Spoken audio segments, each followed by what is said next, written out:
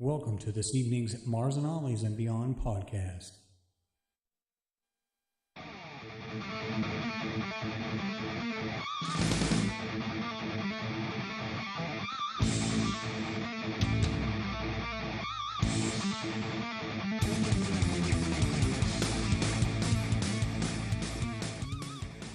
All right. Oh, mental anguish. What's going on, everyone? Oh, here I am. Here I am. What is happening, everyone? Telling you, it's brutal. Okay. Make sure this is working. All right. Audio sounds okay.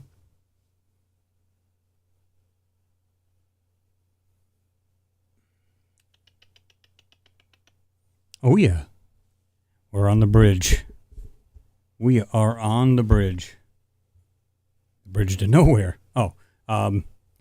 Yeah, believe it or not, folks, I was going to actually do a video yesterday, or live feed. Trust me when I tell you, I thought that, I got too used to the other computer, and when I tried to get on this one and just jump right into using the software, it would have been a total train wreck. And I mean a train wreck. I said, well, just for the heck of it, I'll just go ahead and do a short video. So I recorded it. It was all kinds of broken up and this, that, and the other. The sound was a complete mess. So I had to go through and tweak all of the software. Let's say it took a lot of time because some things you want to get just right, get your audio, correct and everything else, get it just right.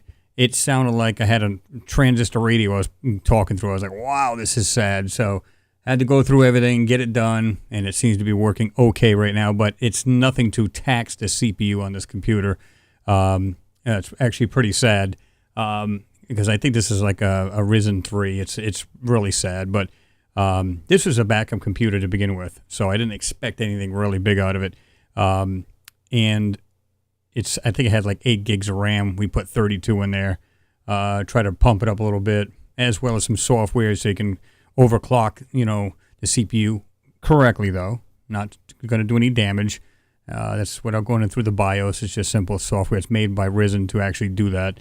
So whether you're gaming, whatever it may be, right? So, yeah, the joys.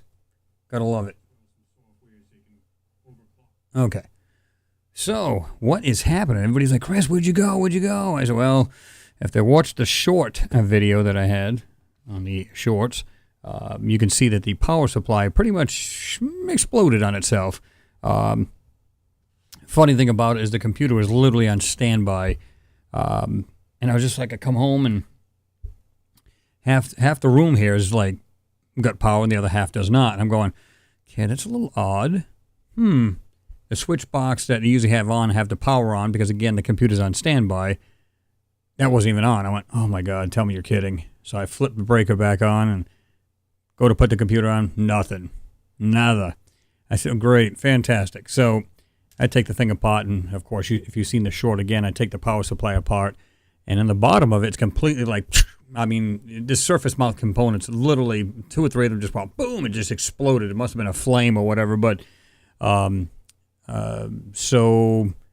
I think what happened was it spiked the CPU as well as the motherboard. So I was like, great, that's fantastic. But at the time I had said, well, I'll go get a power supply. They were like $54, right? Put the thing in myself. It'd come on for like 3 seconds, shut back off. I went, something's majorly wrong on this computer. I even took it up to Best Buy just to have an eyeball the thing, Of course, it's not without a price. So got that looked at, and they pretty much confirmed it. I was like, great. But I do have a buddy of mine who gave me brand new, it's a gaming motherboard as well as an i7. And I'm trying to remember if it was a 12 or 13 generation i7. So we're talking about 13,000 rather, 800 or something like that. I forget exactly what it is, but they're brand new. So I may or may not try to resurrect that other computer. But like I said, if I was to run like Photoshop right now, which I usually have things in Photoshop, but I do have 2 videos coming out. When I have this running as well. It's not, like I said, it's nothing like the other computer. The other one's like an i7 9800. So much different. This is equivalent to like an i3, I think, which is sad. But again, this is a backup computer. It wasn't meant to be used as my main, so I didn't care. So we had to just go through it and everything else and just reset this whole computer, clean it all out. Again, updated software. I mean, any software I could, any updates, and then, of course, the memory and stuff like that. So it went from like 8 to 32 gigs. Try to do the best we can on this thing and max it out. Seems to be doing okay at the moment. So, can't really argue with that. Say hello to everybody. I am Merkin. This is getting the PC back up to scratch. Not the regular one, but yeah. Jesse Paul, 5x5. What's happening? Good to see you in there. Renee V's in there with the wave. The wave. Gene Borsier, what's happening? It's good to see you in there. He says, good evening, everyone. Oliver Klein, I'm sorry. What's happening? Good to see the old rocket taking off. Great for all's in there. Doctor Who. Yeah, I know. I get that kind of that kind of live thing going on there. I thought you guys would like that.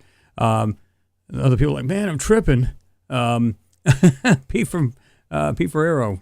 Buffalo is in the house. What's happening? I am Merkins in there. We're just thinking about Doctor Who. Yes, of course. The original one I hope you're talking about. Moonder 6, Skywatcher, what's happening? He says, bonjour de France. Chris, hello from France. He said, how are you? I'm doing well. Hope everybody's doing well.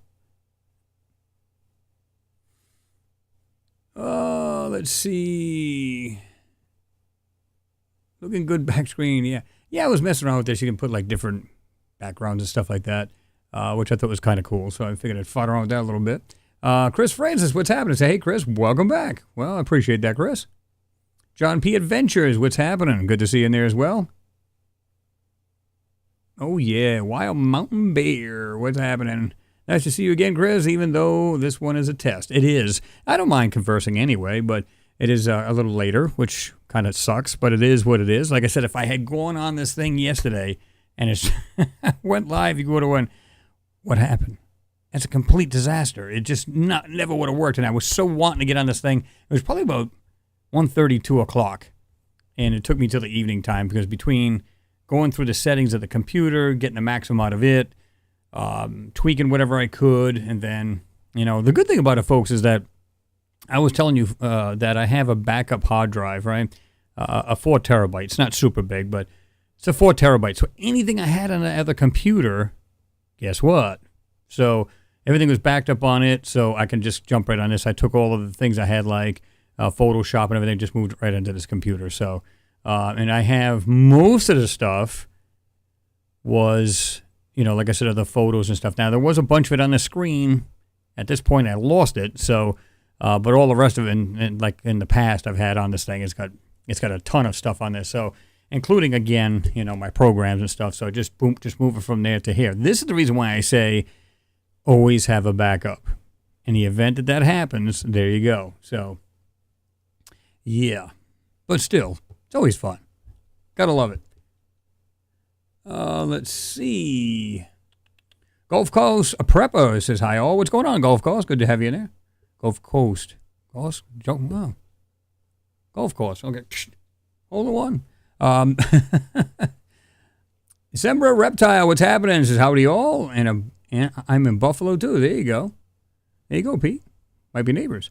786 Auto, good to see you there as well. He says, hello. Good to have you in there as well. Yeah, I didn't expect really anybody to be in there, but I was just like, you know what? I'm here to test this thing. What do you guys give it as far as video and audio out of a 10? Being honest, does it sound okay? Does it sound like I typically do? Is it a little, not too great? What are you guys thinking? Let me see here, too. Oh, okay. I wonder why that was doing that. Okay. Got this a little bit of a... I was wondering why it had like a little bit of a crackle with it, but the reverb was on this, was just turned way down. But you still get that kind of every time you talk, so wasn't too good. But, yeah, so... Oh, okay. UFO, Logic says 8 by 10. Not bad. Sound is good. You said Gulf Coast. That's good. 10 by 10 for me? Okay. I mean, like I said, the audio should be pretty decent, but like I said yesterday, like I said, it was bad. Like I said, I was tweaking everything. I'm saying, well, slower processor, do this, do that. And, watched a couple videos just to make sure what I was setting up would be, in the ballpark, right? The audio sound, like I said, it sounded like an AM radio on. Ooh, that's sad. So every time we get it, every time I keep checking it. I've probably done about 14 or 15 short videos just to be sure, tweak it, and get it pretty much okay. So I can't really argue. It seems to be okay. I'm watching what you guys are saying. I'm also seeing as well. It seems pretty clear. It doesn't seem like it's all, bad or anything. So, yeah. Renee, I like that. Scotty, beat me up. Oh, hold on. Let's see if we can do this. What? Okay, that's not it. What? Gonna have to back it down a little bit. Oh. Hello. Scotty, beam me aboard. Oh, yeah. Anyway. I can, Captain. Dilithium crystals. Let's see. Planetary Protector says, hey, everyone. What's going on, Planetary? Good to have you in there as well. Oh, yeah. That's pretty good odds right here. Or I should say ratio, not odds, but good ratio. There you got 33 watching and 31 thumbs up. Sweet. Like I said, I wasn't even expecting anybody to be on. Because, one, most people expect it on the weekend. And, of course, two, they're going, Monday? Really? But how's everybody been, man? It's been crazy there. I figured I got to at least make a debut so people don't think the Men in Blacks, took me and I'll never see me again. Between being busy at work and then this thing going down, I'm going, man, what do I do now? So I got the other computer in the other room. I might start ripping that apart and see what we can do with it.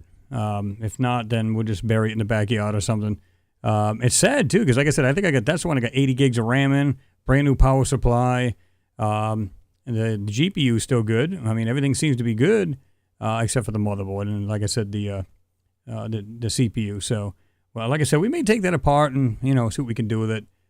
See if we can't resurrect that. You know what I'm saying? Yeah, well, I've kind of figured that too. Let me see here. Let me just let this thing play here.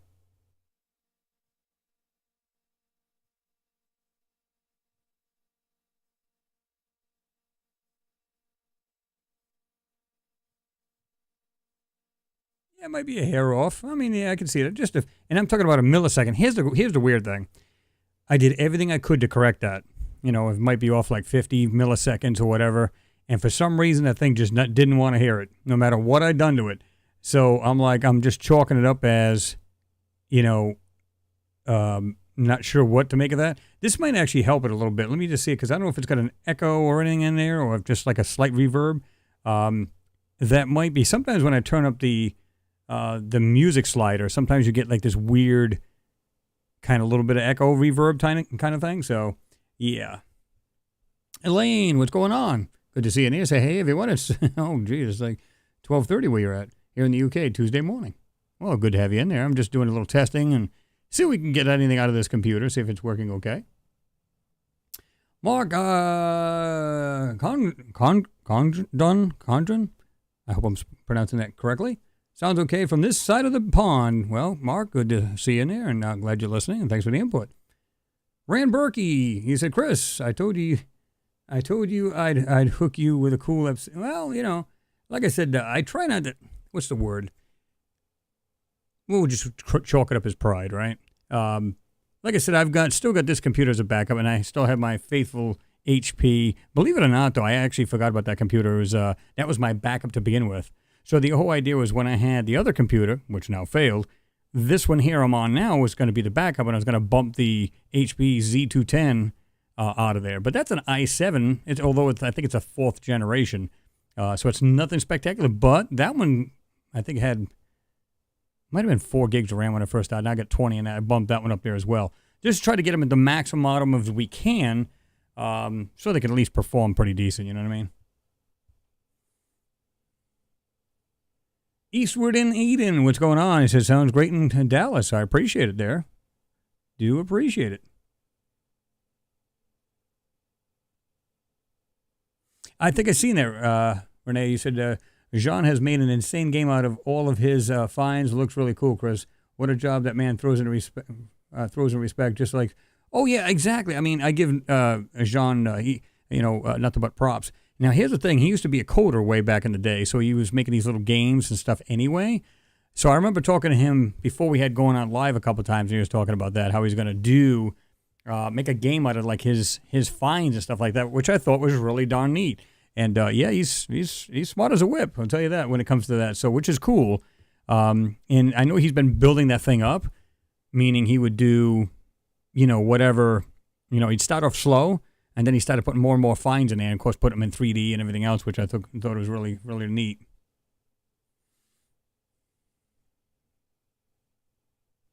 We can get rid of this little thing here.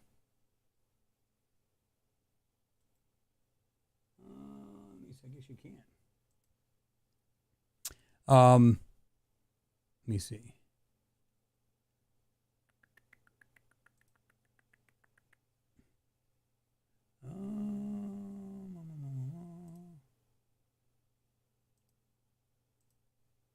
Okay.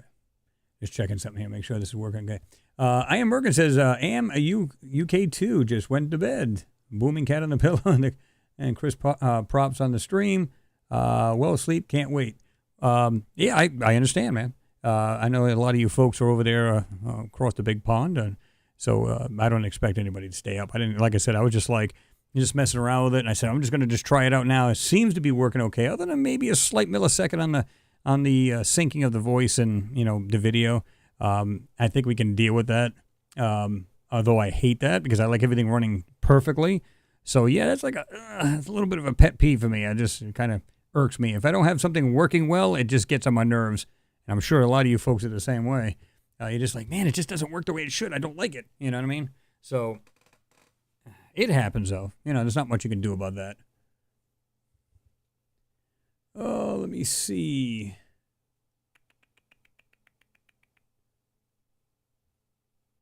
So what's the weather over there, around everywhere, whether you're up in New York or across the big pond? This is weird. I mean, we got up, let's see, it's saying the dew point's like 45, but that's not going to be, it's supposed to be like 38 degrees Fahrenheit here. This morning we woke up, it was like 39. And then for the rest of the week, it's going to be 75 to 80. I'm just like, here we go with the Indian summer. I'm not complaining, but it's just really wild. And I think a lot of people have been predicting we're going to have a bad winter here in my area, and I don't doubt it. I really don't.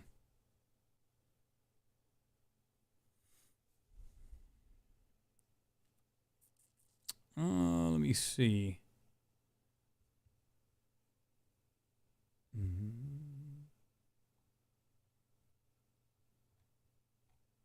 Oh, that's pretty wild. Huh. All right.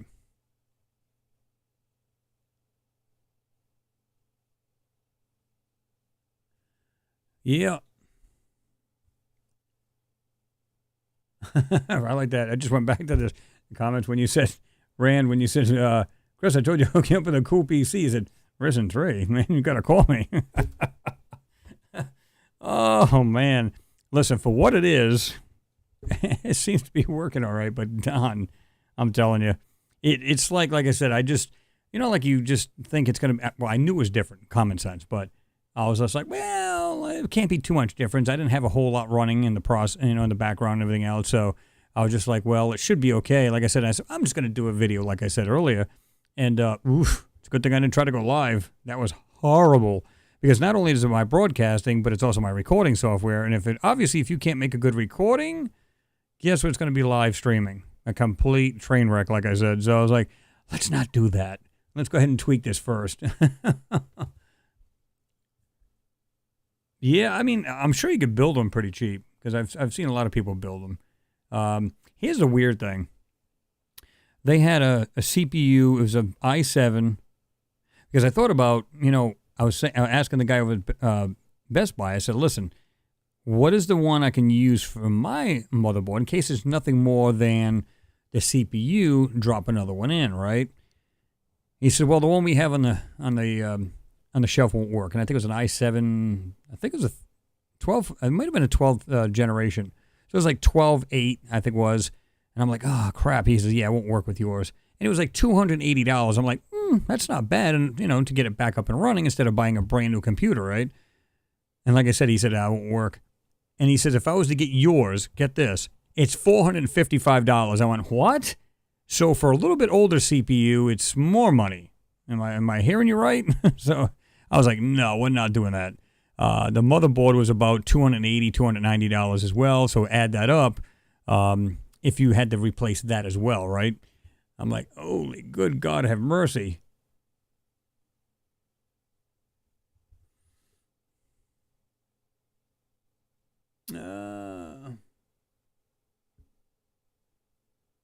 I am Mercus getting wet and cooler down in the southwest England. Yeah, I was going to say about that time of year, isn't it? Actually, I thought you guys would be starting to get a little bit warmer, but you might be in the same boat that I am. Eastward in Eden, you said, would love to hear you interview Rep. Tim Burchett about congressional whistleblowers, UAP. Oh, I know. It's like some of these guys in Congress there, they're just, they're literally starting to speak up, if you will. Not so much a whistleblower, like you're talking about here, but some of these people in Congress are like, they're down with all that now. It's like before, remember, like, heck, go back 1 year. It was like taboo to even talk about it. And it's like now people are like, oh, okay. But, with everything coming out and so on and so forth, I don't know. It's weird how suddenly, it's not taboo. We can talk about it now because of because the Pentagon put out a couple videos. I still say that, when you listen to this, the Pentagon and stuff like that, and we talked about this where I believe, hold on.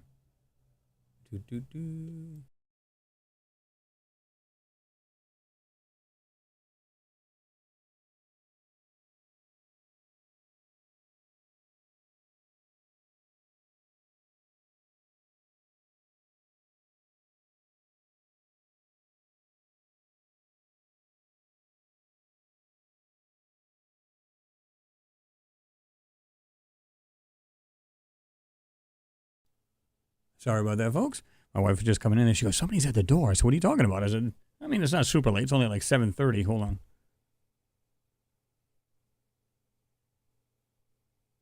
Oh, I can't look at it now. It's showing me right here. There's somebody there. It says somebody's trying to call you. I was like, I'm in the other room now. And at this late in the evening, my wife gets a little, I don't think I'm going to answer that.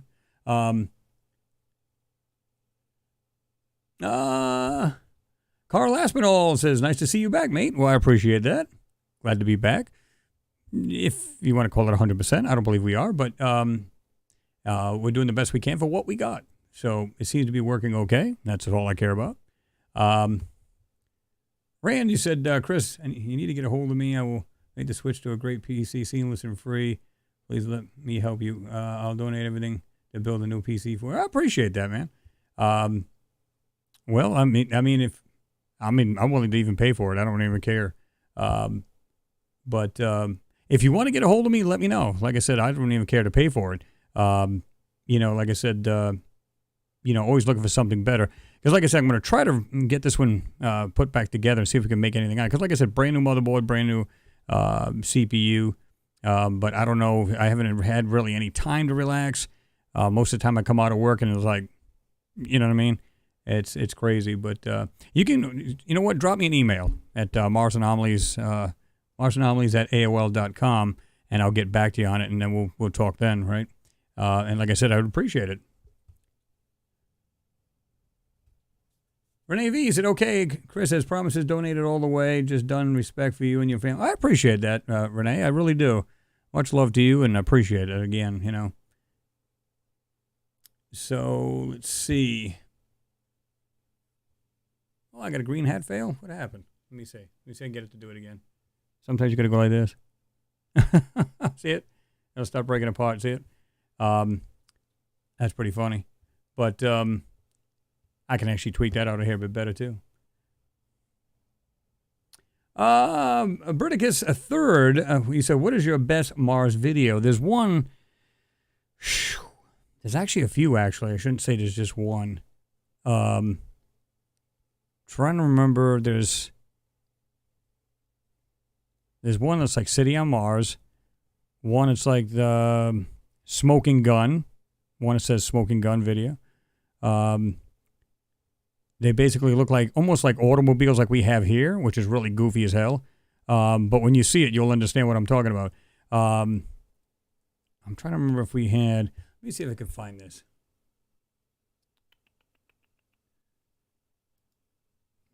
Go to my old trusty external. You can actually hear it come on. As soon as I clicked on it, I was like, okay. See if I can find this. I got so much in it, it's insane.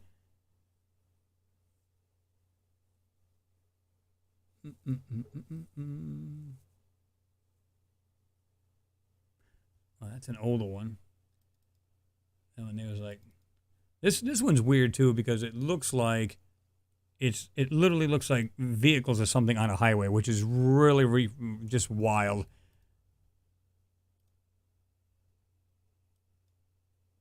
And if it's not that, then it's just, well, I hate using the terminology, pareidolia. But I think it's funny. I remember getting beat up about that too. That was kind of funny. People are like, oh my God, cars on Mars, that's ridiculous. I went, well, we still have the wheel. Look at the technology we have. We still have the wheel. And we're still going to have the wheel for hundreds of years more. Still got to get around somehow.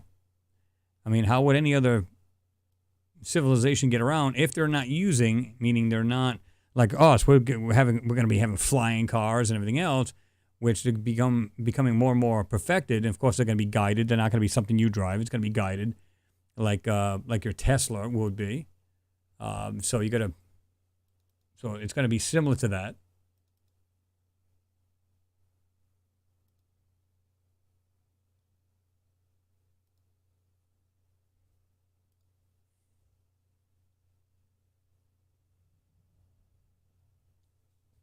Let me see.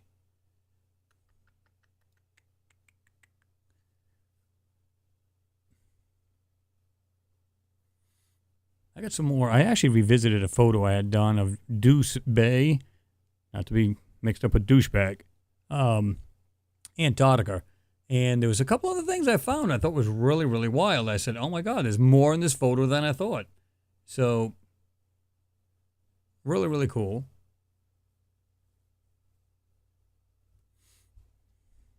It's got to be one of these folders, these many folders. Gotta love it. There's different rocks in some of these photos that clearly look like they were cut and, radiused and everything else. That one there. Well, you won't see it because I don't have it on the screen. Trying to figure what the heck I done with that. No, it ain't that one. It's an older one that I had that looked like vehicles and stuff like that. But this one here is more blatant than that. It looks like it's like boom, right in your face kind of thing. Just one folder. I've got, 167 photos in it. That's just one of many.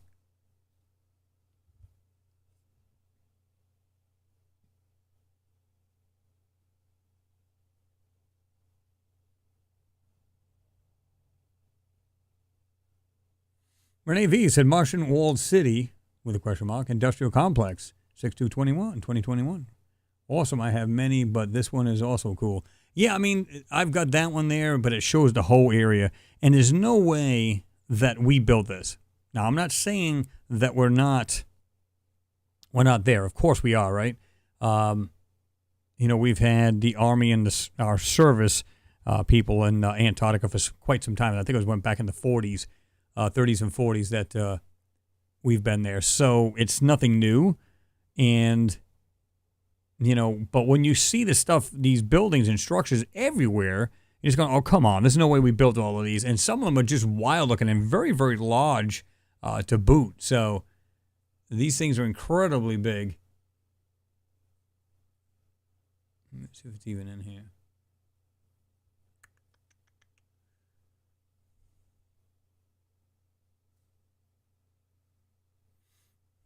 Yeah, I go on a couple of here in Deuce Bay itself.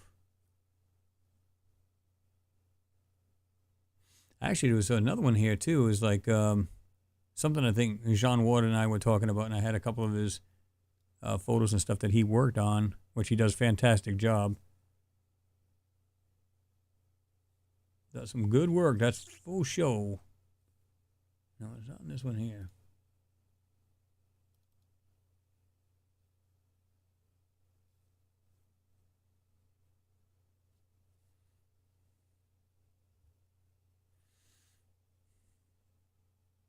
Rand, you said I want to do it for a donation to my favorite channel. Again, I appreciate that, Rand. I really do.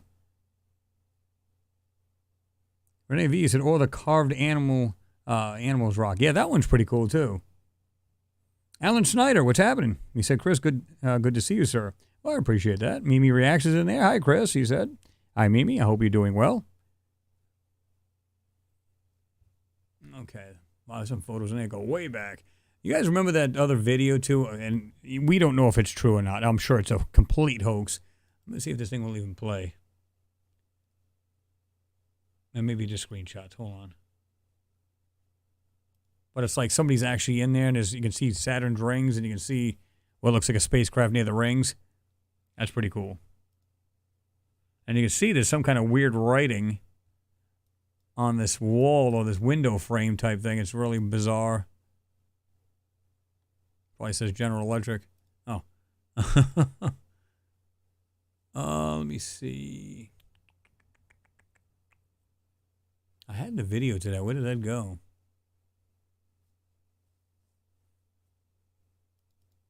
Well, that's for the Black Knight I had when we shared it with Billy. Billy Carson's find. Well, it was my find, but he had I sent him videos for that. Oh, yeah, I got some of the videos right here that I had done a while back. There's, 35 videos in here.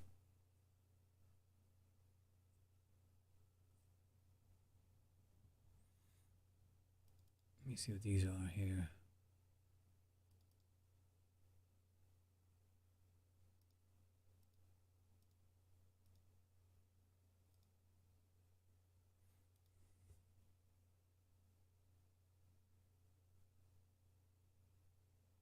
Isabel Morton, what's happening? Isabel, I'm sorry. Morton.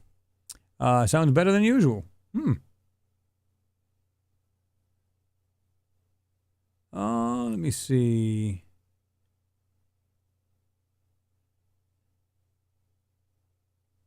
I'm just going back here a little bit. Tony Graydon, you said the Peru mummies seem like a snow job to me. Seems like a diversion with a dead end. Is that the ones that are supposed to be the small mummies, the little ones you can actually hold in your hands? I think that's the one you're talking about.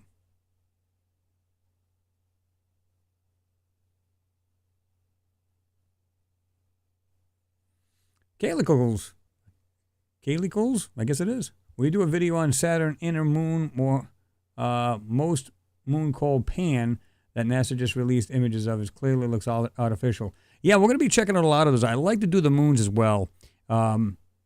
They know for a fact what these things... Listen, it was funny because I remember seeing... They were talking about how the James Webb or any telescope, it's funny because they'll go, no, they're not designed to look in the inner planets of our solar system. I said, yeah, they are. Come on now. And I think the James Webb just took one of Saturn, I think. And it was like just beautiful photo, right? So they took pictures of these things, of these planets, and they can zoom right in probably to the ground, right on the, on the buffalo's butt.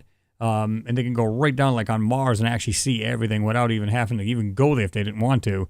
But you got the Hubble, you got James Webb, and they've used these for that point, for that thing. So in other words, when they put the Hubble back, when they first put it online and out in space, right? You don't think they didn't? The first thing they didn't look at was every planet in our solar system. Of course, people are like, no, it's too close. There's no way they could have done that. Trust me, they can do that. So yeah.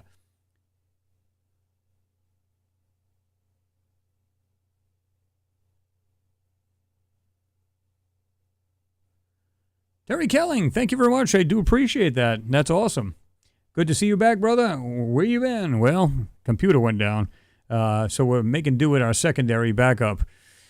Not the best computer, but it does work. And we have tweaked it out and got everything get the best we could right now. I mean, we could probably still tweak it out a little bit more. I think somebody had said that my lips are not 100% with the audio. And I think I've seen that where it's just like a hair off, like a millisecond.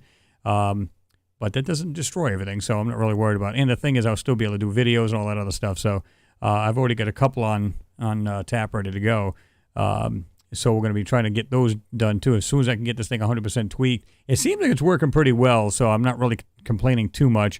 And I don't hear anybody going, oh, crap, it's not working. So, yeah.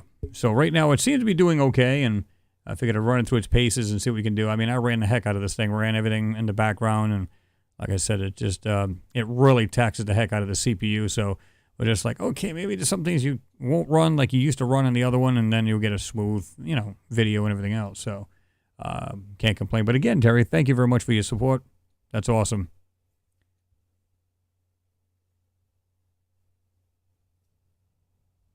Randy says it's them. All right, let me see one more. I'm not going to go through every video on here because that would be like crazy, right? Heavy folder in here because this will be.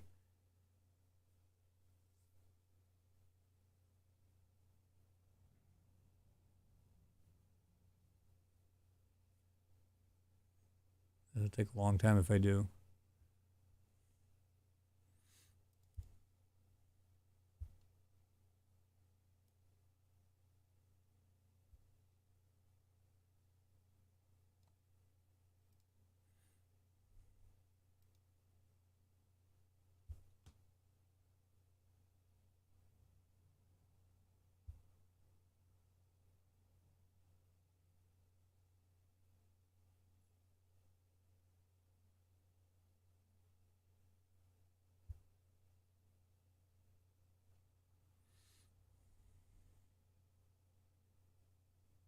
Yeah, 786 Auto, he said your screen is minimized. Well, that's because I'm trying to find this other photo that I wanted to show, but it doesn't look like I'm going to be able to find it. There's just so many of them in here, and I hate to go through every one because that'll really be bad. All right, let's see. So what do you folks think about the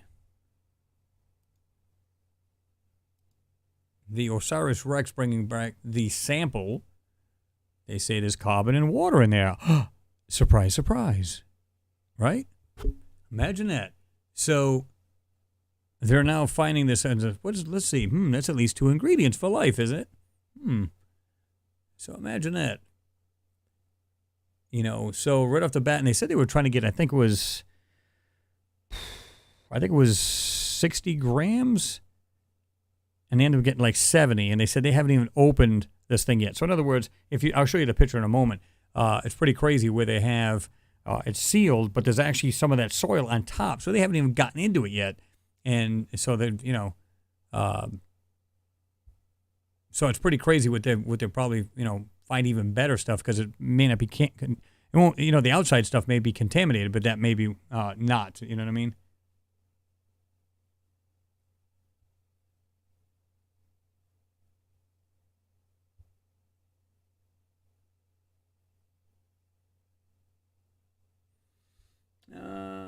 Let's see.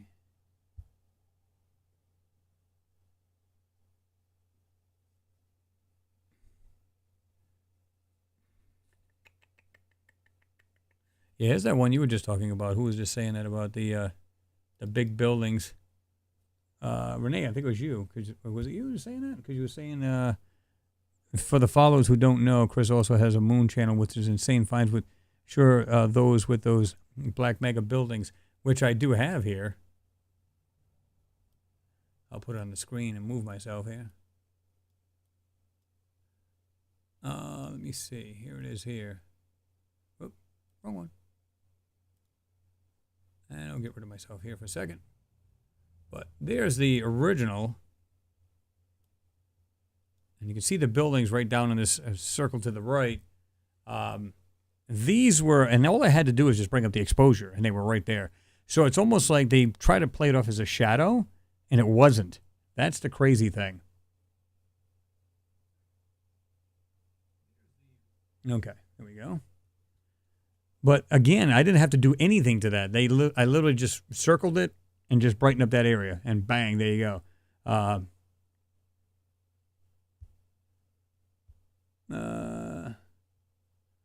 Let me see if I can get that.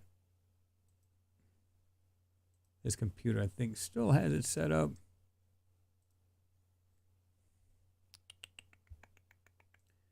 Let's see if it'll even log me in or not. Okay. Yes. Oh, here we go. Can't get in it right now.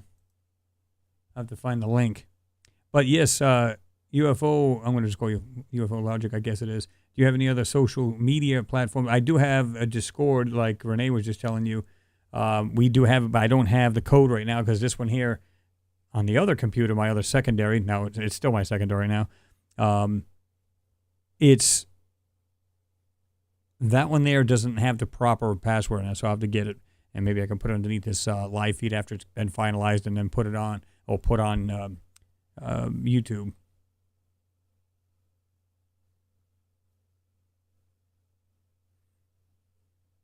Steve Garnham, what's happening? Good to see you in there, man. He said, hi, Chris. I was just about to go to bed. Yeah, I mean, I was just like I said, I was just wanting to try this thing out and see if it was working okay, and seemed to be doing okay. Had to fight with it left and right, but we finally got it right. But I'm still not happy with it. It's not the other computer, so but we're going to see what we can do, about getting the other one fixed or something, work around something.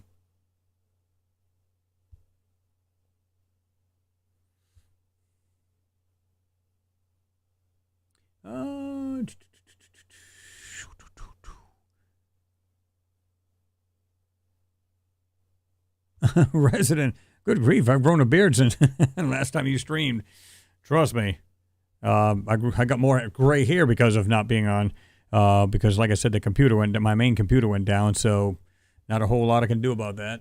Like I said, it's just fun when you come home and everything's blown up. So, let me see. Like I said, I don't want to block that. That's to me, that's like one of the top pictures I have of the moon, and clearly these are structures. The other one in the back is you can almost see it's like almost like a 2-story building, and you can still see the framework.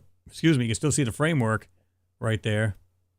And these guys are clever from NASA. I mean, it's just crazy. Here's another thing too. If you look carefully, right here in the middle, I got a real light oval right there. You can barely see it, but it's in black and white. It looks like all these little structures are lined up, and there's a long structure right here going across. Right here in the middle.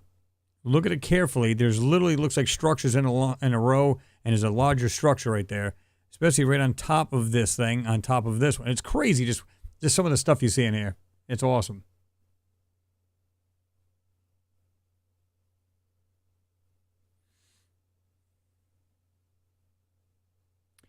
Pete, you said the picture says it all we need to know about the moon. Yeah, I mean, listen, there was one I had, and trust me, remember I told you folks before the other computer went down, I had like 2 other, moon videos coming up, and guess what? I don't even remember the photos that they were. And the other thing is, too, I don't know if you guys noticed this. This is one of the ones I've done, too. Let me see if I can find it. Nope, that's not it. Let's get rid of this. This photo here alone, this was from... what was this called? What was this channel called again? Let me see. UFO something 1.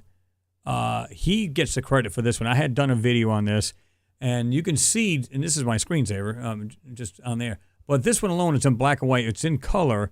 It's like green and everything, dark greens, everything else. And of course, you got these darker areas. But this 100%, when you stop and look at it, especially right here in the middle, and I can't zoom it in because it's actually my screen, on my screen, but the thing is, right here in this very center of the screen, there is what looks like structures. You can see everything just perfect shapes, and right there in the very center. And then you got what looks like roadways going all the way up to the upper left corner. And then in between there, it looks like structures standing up in between. But there's much, much more in this photo. You literally just, I'll leave it there, and you can literally just take a magnifier out if you got one of these little eyepieces. I use these. These are pretty sweet. Well, this one hasn't been used since the other computer. But, you know, this one here is, you can buy this set. I think it's like $6. I think you got a 3, a 5, and a 10 times magnification, or you can just use a simple magnifying glass with a little magnifier in the middle, on the side, rather. Really, really cool.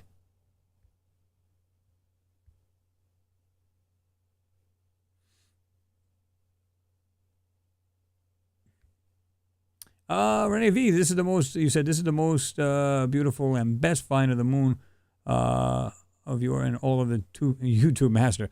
Yeah, well, I don't know about all that, but yeah, we try. But there's plenty of things to see in here. And what they do is, these guys are slick. Like NASA will try to like make anything that's lighter color, and they'll just go over it and they'll just touch it up so it's super, super bright. So what I do is I brought everything down, and guess what? You can see these things like, some of these white flat tops, look under that flat top. There's something there, but it's almost like they put that there. So if they haze it out, then they put that on there, it looks like it's like a 2D and not a 3D, which looks like it has no depth.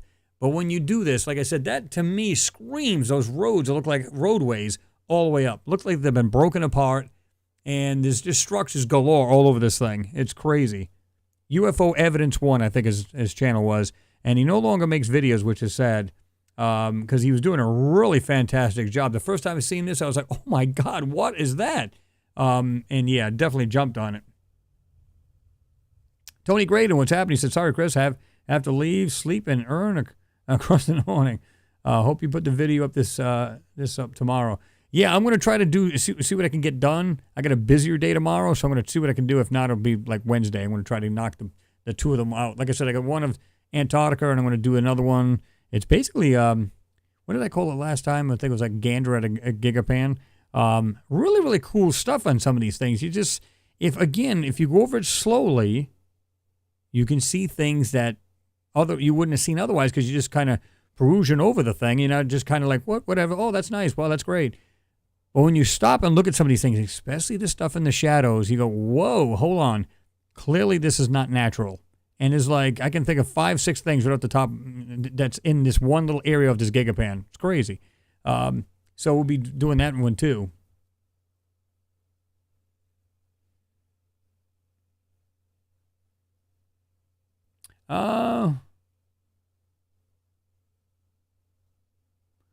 Tim, what is it? Vogano? I'm not even sure. I'm probably butchering that. It said, does look like roads. To me, they are. 100%. And when, like I said, when you check out with a eyepiece, you can see that these things are like, they're elevated. Now, I don't know if these were structures along the way, because it looks like they got some height to them. There's no doubt in my mind. But it looks like a higher road, and it looks like they're broken apart. So it could be either or. Either way, it doesn't look natural. It's just crazy. Like this center one here, I can see like different parts and structures and everything else in this one circle in the middle. It's just wild. Oh, Britica's third. Yeah, you said the Martian junkyard. And the other one I had too that, remember I had that really large stone. It was like round, but it was on its side. It was like tilted on a hillside. That one there is awesome, because literally that rover is sitting in between. It almost looks like, if you can envision, well, we got wars going on today, right? If you can envision being in an intersection of a war-torn city, and everything's just collapsed on every corner, that's what this thing looks like it was. It's not just that, but people weren't looking in the background. The background is what's really crazy. You can see tons of stuff, just like debris had fallen down, and you can see, wow, it's just awesome. All of the things you can see that's, once you bring it out, that they try to haze over and get rid of, yeah, there was literally, once you burn through that, you can see what looks like objects that are definitely man-made or intelligently made, we'll say, and not natural at all.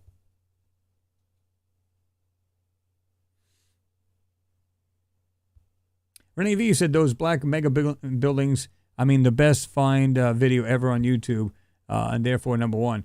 Yeah, I mean, there's so many of them that, between the moon ones, those videos, and some of these, like this one here on the Mars, because like I said, I didn't have a screensaver. I mean, I can find it because I still have that Space 1999 one. But I think this one is so cool because to me it just screams that there was a civilization on Mars. It wasn't, there might have been some, like NASA will say, there might have been maybe some building blocks of life. Are you kidding me? This is so surpassed that it's not even funny. It's not not on a micro or macro. This is so much like boom, like us, right? And if there was roads, guess what? There'd probably be some kind of automobile or some kind of, mobile device, if you will. Like I said, if you see something that looks like what we'd have here, people go, oh, that just doesn't make sense. Well, how do we know how it's powered? It could be fission. It could be anything that powers that. It doesn't have to be a combustion engine like we know it today. It could be anything. And it just looks very similar to ours. And people go, no, there's no way, man. What do you mean there's no way? If you believe in the theory of panspermia, and they say that Mars cooled before the Earth, if that's true, then there was a civilization before it was us, meaning before in panspermia. When they got hit, life was brought to this planet. Now, it might have happened while there was a civilization, of course, but they might have still been living after this meteor hit or whatever hit the planet. And, of course, it went up, this ejector went out into space and it found its way to Earth and started life here on Earth. Or, like I said, and it was pure speculation, is that maybe we were a dual planet at one point and we can go back and forth. And somehow this one took a hit, 65 million years ago, 13,000 years ago. Who knows, right? And maybe that's what happened. I don't know. Again, pure speculation. But that would be the reason why we see things so similar to what we have here on Earth as we do on Mars, right? Now, of course, there's some differences. I mean, it makes sense. But, yeah, I mean, who knows?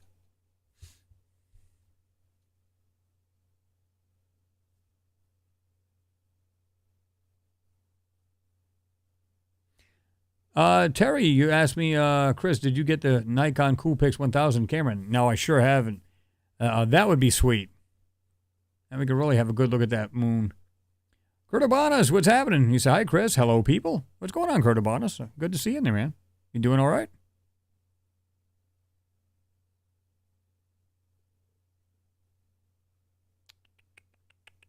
Resident, you said, where can I download this picture? Could spend hours looking at all the detail. Well, the thing is, it was on, like I said, UFO Evidence 1, if you look at his channel, and you'll see this because he stopped, I forget how many years ago he stopped making these, and one of these is actually green. You'll see it on there. And like I said, it's so hazed over, it's green, it looks nice and colorful, but they did everything they could to make it 2D so you couldn't see any depth. And that's the problem. When you look at it, you're going, you can still see the lines going up there, but you couldn't see the depth. It almost looked like a flat ground, but then I went through it, and in between what I believe are roads, you can see structures or something in between these. It can only be structures. It's crazy. So that one I think is one of the best I've ever seen as far as a Mars photo. Third Eye Open, good to see you in there. How are you? He said, greetings, everyone. Steve Ghanem said, solar power. Yeah, that'll work. Yeah, Resident, anytime. Like I said, I don't have it where I have done this video. I've done a video. All I did on his was I did just a screen grab from his video, and then I enhanced this myself because it's just really, really cool. In fact, I'm looking at this thing. The more I look at the center one in the very middle, oh my God, this is crazy. When you see, like I said, I'm going to go around it with my cursor real slowly, and you can see it's not very big on the screen, but you get what I'm saying. Right here in it's just about the very center of the screen, there's what looks like a round area with structures on it, and just if you were to look down on this thing, it would probably be around the 9-10 o'clock position, and you can see what looks like a square and this long, what looks like a bridge type thing stretching down. It's wild. Yeah, the more you look at this thing, it's just crazy, the amount of stuff that's in here. That's why I love this picture so much. Like I told people, I said, listen, I could die tomorrow and I know 100% there was life on that planet. 100%. You know, these people from NASA or whatever, any scientist could say, oh, no, you're full of crap. Okay. That's fine with me. Kurt O'Connor said, awesome background, USS Enterprise D bridge. Yeah, what do you think of that? Pretty sweet, huh? Oh, yeah. Time to get scary. Oh. But yeah. It's cozy in here. I told everybody to go on lunch on the bridge. Yeah, they're good. Let me see. Let me do that. Well, Wild Mountain Bear says, my speculation is we had a breakaway civilization at some point in Earth's distant past.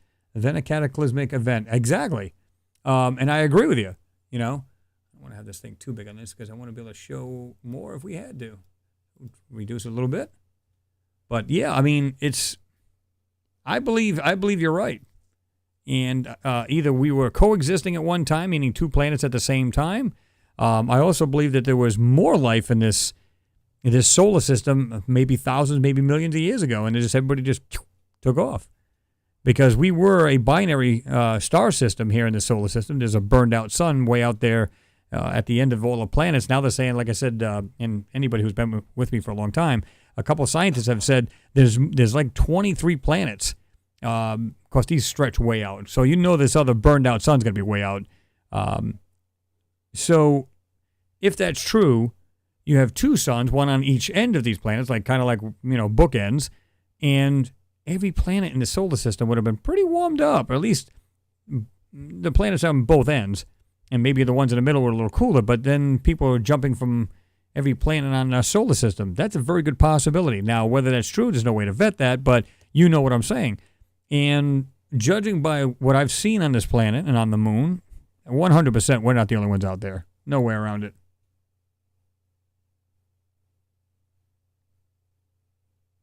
Paul Weisberger, what's going on? I think we broke away from Mars, and that's a good possibility. You know, again, if Mars cooled first, then it had a chance to get life on it first. And like I said, we were just talking about let me see here. Ta-da! Oh. NASA's Bennu asteroid sample contains carbon and water. A study of the 4.5 billion-year-old asteroid Bennu, sample collected in space and brought to Earth by NASA, show evidence of high carbon content and water, which together could indicate the building blocks of life on Earth may be found in the rock. So again, if we had this Big Bang event, which, by the way, there are more than one of those, they're starting to see this now. If that's true, then, again, carbon went out throughout the universe. So what's that tell you?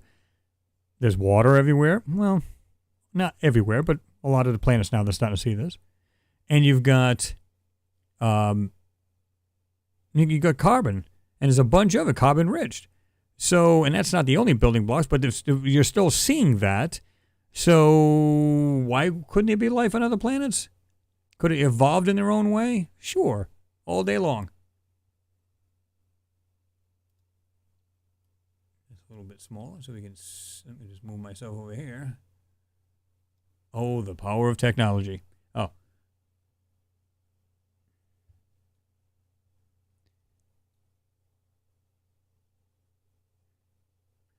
I guess it's Poppy, I guess. It's Poppy.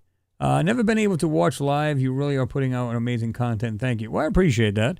I haven't been doing that lately, again, because the computer went, but I think we should be in good shape until we can get something that's better than what we got now.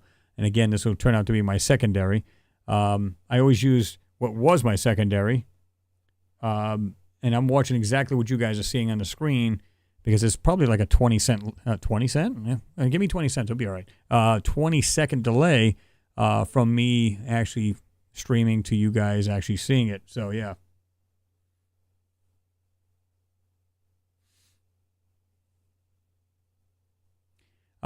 Terry, you said, Chris, the P1000 is a nice camera, but it's expensive. Oh, yeah, 100%. They're insanely expensive. Cameron, what's going on? I didn't think you'd be on. How are you tonight? I'm doing well. I hope you're doing well. I just figured I'd get on there running and testing this thing and just run it through its paces a little bit. See if it doesn't blow to pieces on me. Seems to be doing okay. Knock on wood somewhere. Oh, hold on. There we go. It should be okay. But Mike Healy, you said, we have built, tore down, and rebuilt advanced civilization many times on Earth and elsewhere over the last 5 billion years. You know, I'm trying to remember what gentleman it was, but he's into like ancient civilizations and everything else. And this is what he was saying, and I don't know if he was on Joe Rogan. I forget what it was now. But he goes, listen, there is, what would happen if we were to die off today, meaning human beings? What do you think would be left 5,000 years, 10,000 years from now? What do you think would be left? He goes, plastics would disappear at some point, at least surface, not maybe down on the ground because it'll last a long time. Glass, steel would erode. Of course, nature would take over and just completely bury everything. However, stone would not. Now, you can bury stone, of course, but I mean, as far as like if you go back to like Egyptian, where you got all of the pyramids and everything else, a step pyramid and everything else, you've got things that last forever, okay, within reason. So we were pretty advanced, but they wouldn't know it. Let's say another alien species or humans was like, let's say they came from another planet, right? And they came here and all they found was just stone. They would say, wow, these people were not very advanced. But hold on, they were. So is it possible everybody like the Egyptians, they were much more modern, but what lasted the test of time was anything that was stone. So they could have very well been, high tech, but people go, there's no way. It was just all stone. Well, we have brick buildings and stone here. Yet we are going out to space. We got high technology, and yet if everything died off and went away, meaning steel eroded, and like I said earlier, and everything just disappeared other than stone, people would say, oh, they weren't very advanced. But again, I think so. Gennaro Vargas, what's going on? He said, hi, Chris, and everyone in chat. This is one of the most compelling pictures I have seen so far. Excellent as usual. Well, I appreciate that. I hope you're doing well. Good to see you in there. Yeah, I mean, if you're talking about this one here is crazy. I've always loved this photo. And like I said, I think the first time I seen that, this is when he was doing videos. And I gave him some props and people jumped onto his channel because I like to do that if I can. And then I don't know what happened. He just like, I don't know, it was like X amount of time after that. He was on for a while longer. Then all of a sudden that was it. Hope nothing bad happened to him. He just kind of, life got in the way and he just ended up doing something else. But I said, oh my God, this has to be enhanced. And it's still not 100% because, again, you're trying to break through an overlay. You know what I mean? So it's hard to get all of that stuff to come out. It's almost impossible to get it all out. There's no way. There's a reason why they put this over this, to hide it. So, yeah. Tennessee, Kentucky, Bigfoot. Cheers. What's going on, Tennessee? Good to see you in there. 786 Auto said they would find plenty of granite. Oh, yeah. Stones and everything else, of course. Look at Pumapunku. All of these precisely cut corner rocks and, receded into these stones and everything else, the way the cuts are. It's crazy how they built these things or carved them out. And you can see what looks like machine marks all over this. Now, like the hole saw they had, what looks like it just like really burrowed in. Now they go, well, no, they use like these granite like canisters or like round, almost look like a giant soup can, right? And then what they do is they put grooves in it, and when they would go back and forth with string until they went into this. Like I'm going, okay, I guess you could do that. But somebody came up with the idea going, okay, well, if I was back then, how would I make a hole in this? Well, maybe granite or something that's stronger than, granite, which had to be diamond, or an equivalent to that hardened granite. It would take you forever to get through it. So they were thinking back then, but what if they were more advanced? And that's all we're seeing now is what's left of the stone and nothing else. Renee V said Mars, Earth, Mars, and so on. I think there was life on many moons and in the rings of Saturn's rings also life, I think. Well, like I said, we've seen things that look a little bizarre in these Saturn's rings and stuff like that, right? And Mr. Bergman there was talking about how the ring makers of Saturn, where I think it's, what is it, the A ring? I forget which one it was, but it actually stops abruptly like it's just cut off. How does that happen? If these are all rocks and nothing more than, and they're being held into place by gravity and it just kind of rotating around the planet, how does one abruptly get stopped? It doesn't make, it's like painting. All of a sudden you just go stop with a paintbrush. How does that happen? That makes sense, but as far as rings on around a planet, I'm not so sure that's the case. But yeah.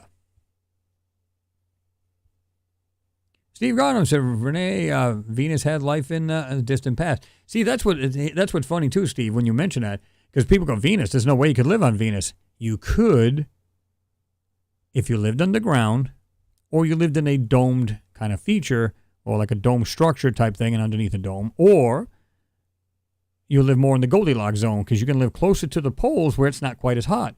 It's actually pretty bearable. If you go up towards the poles, you get in between the two, you never have to worry about heat or cold. You're literally in the middle.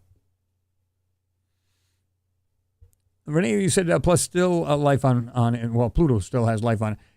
Yeah, because, or at least there was past life, right?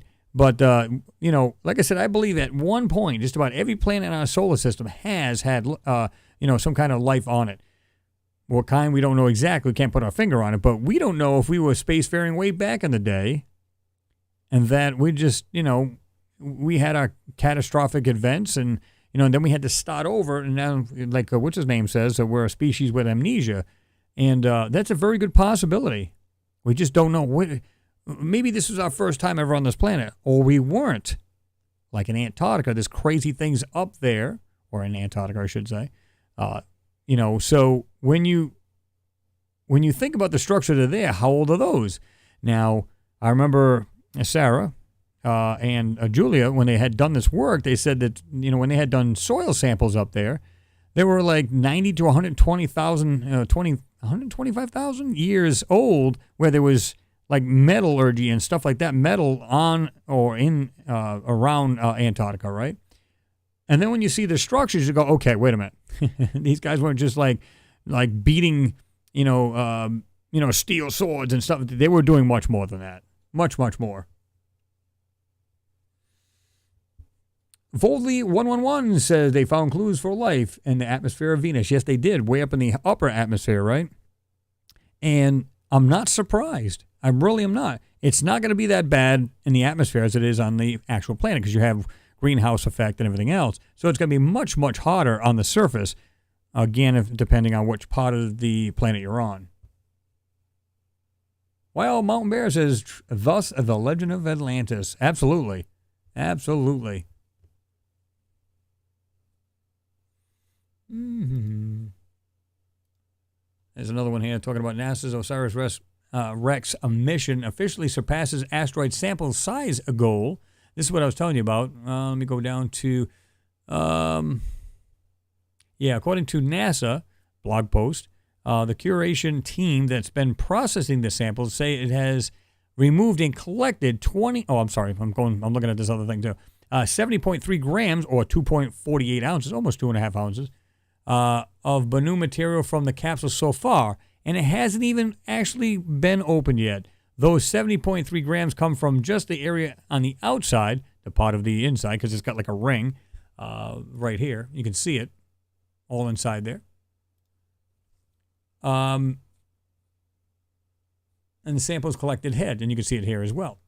The sample process so far includes the rocks and dust found on the outside of the sampler head, as well as a portion of the bulk sample from inside the head, which was accessed through the head's mylar flap, the post states. Additional material, remaining inside the sampler head, called the touch and go sample. That's the one I literally remember, because when OSIRIS-REx, when the lander actually went wham, it kind of landed, snatched it up, and then bounced back off, right?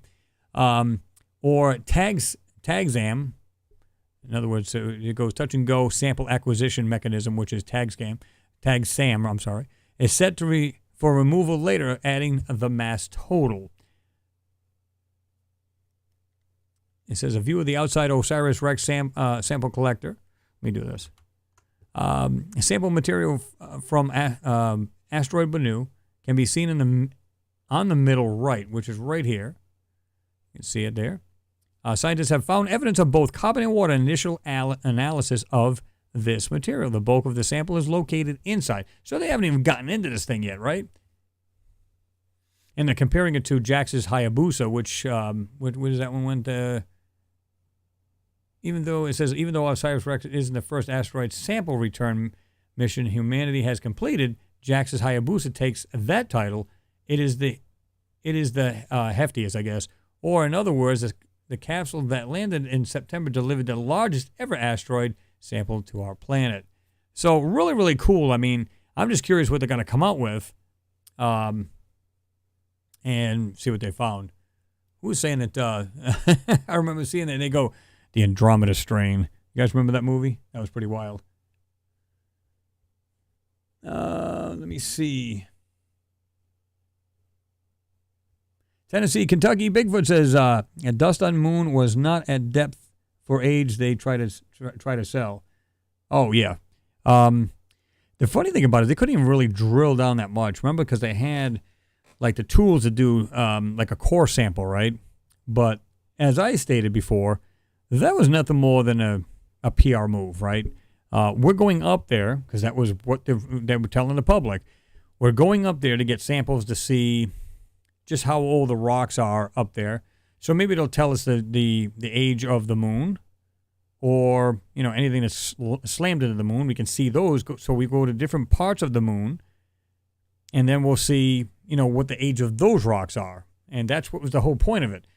Well, that was just a PR move. They just brought some dust back and some rocks, and of course they said, well, that, you know, some people say it was BS because it was like petrified wood they were trying to hand off to other countries to put in their museums. Now, I don't know that for sure, but that's what was said, right? I said, well, it makes sense because they didn't go there for that. It's a recon mission. And when you see the stuff that's on this moon, it's crazy.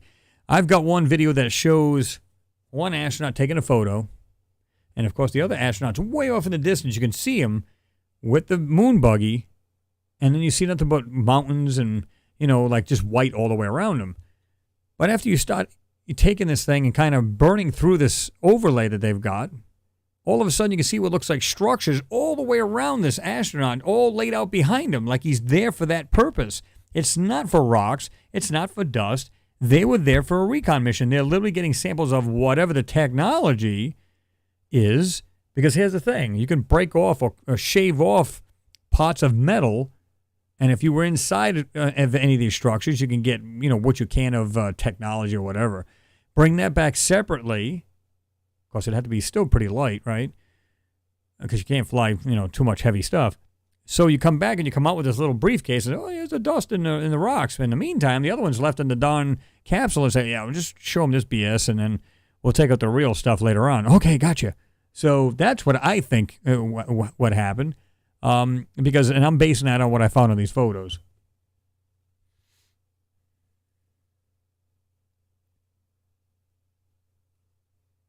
We'll call you, wait a minute.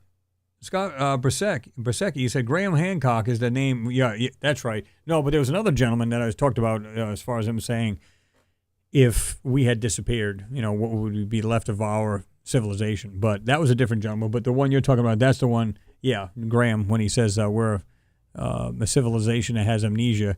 And I believe that's true. I really do. Because what about prior to, you know, any catastrophic event? Because remember before, and this was funny because I remember seeing this years ago, they were saying, oh, yeah, civilization's only 6,000 years old. I'm going, what? Why? Where'd you get that from? And then they found out, well, wait a minute, the pyramid's more than 6,000 years old, or around 6, 7. The Sphinx that's there in the Giza Plateau is much older than the pyramids. And even the pyramids, even the Egyptians said, listen, we came here. These were already built.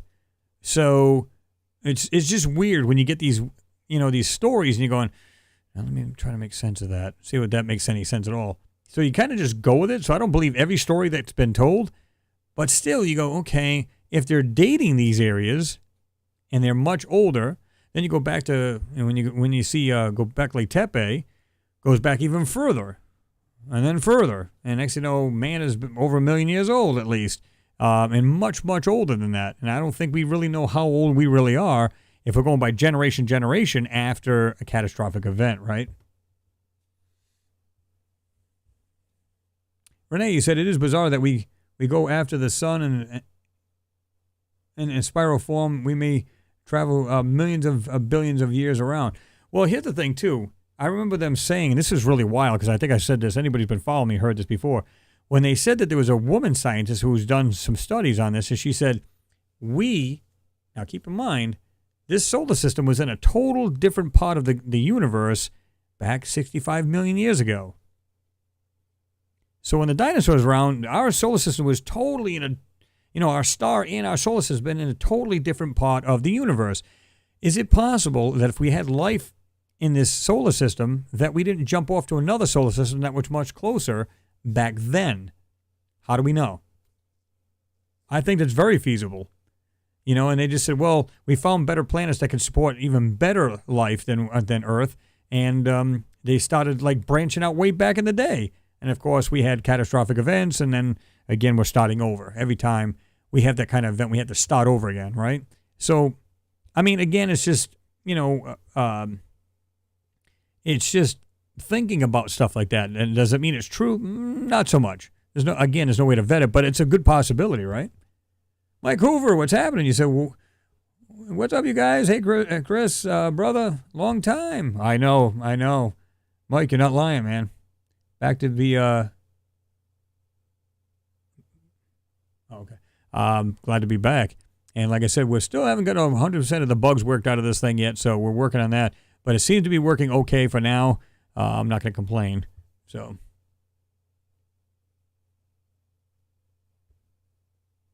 Tennessee, you said, I hear they can see stars when they go on the dark side. I'm assuming you're talking about the moon. I would say yes, because you have no light pollution, right? So if you're on, this is what people don't get. You can get light when you see the moon at night, right? You see the sun, okay?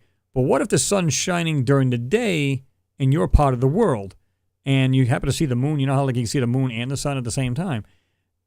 You get, reflecting light from Earth. So if you're in that area, meaning you're facing the Earth, the chance of you seeing stars is zero, basically, right?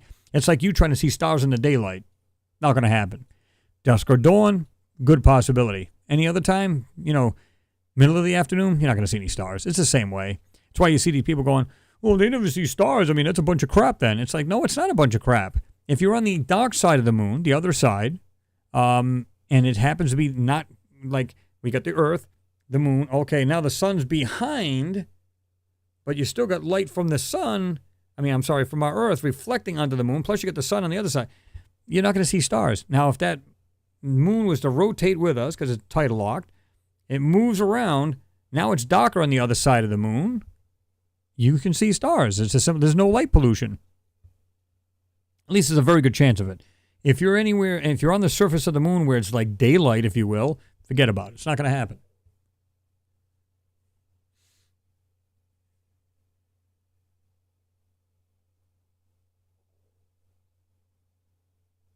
Okay.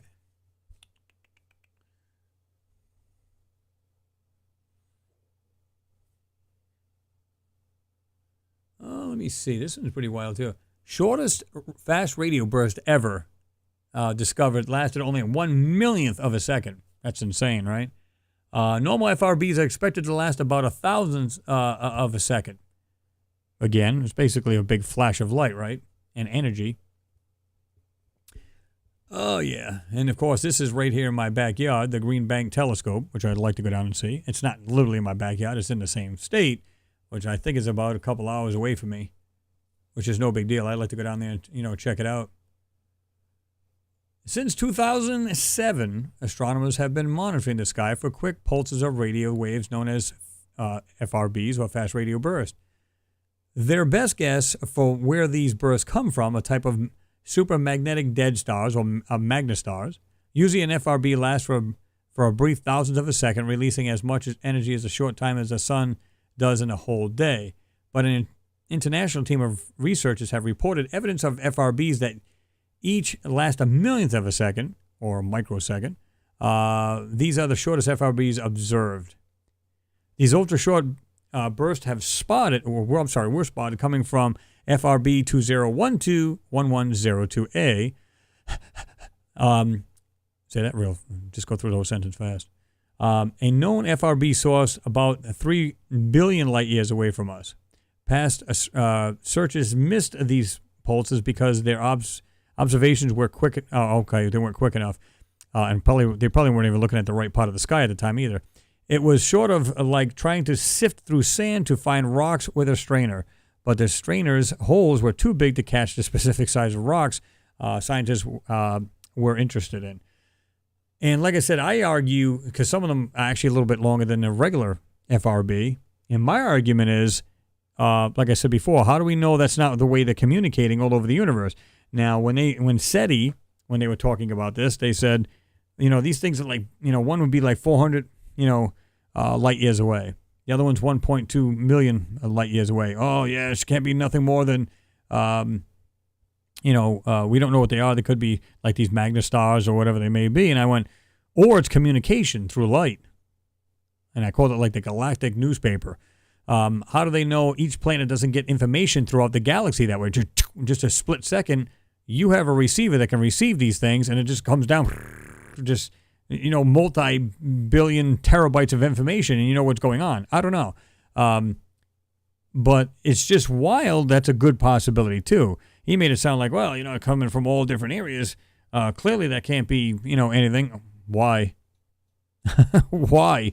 I mean, when you think about communications here on Earth, it's not in one area. It's scattered throughout the area, whether it's ham radio, CB, satellite receiving, or transmitting, C-band, down to KU band.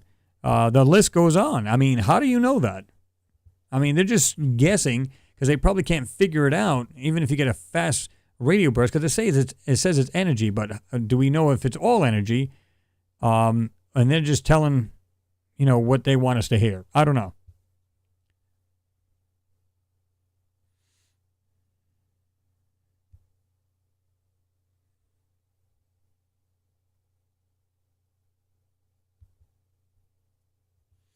Rand, you said those moons on Saturn look totally like ships. I mean, come on. What the hell is a shepherd moon? Good point, right? You also said there's a YouTube channel where the guy shows current activity right now on the moon. There are clouds and things flying around. Yeah, just be careful because some of these channels are, you'd be surprised what you can do with CGI today. Some of them are just bogus as hell, and some of them, they're pretty good. They're, I have to admit. But some of them, yeah, not so much.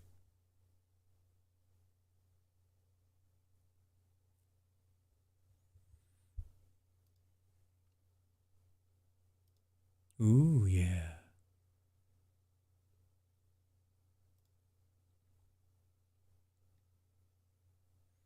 That's funny. Electric SUVs for seniors. Yeah, buddy.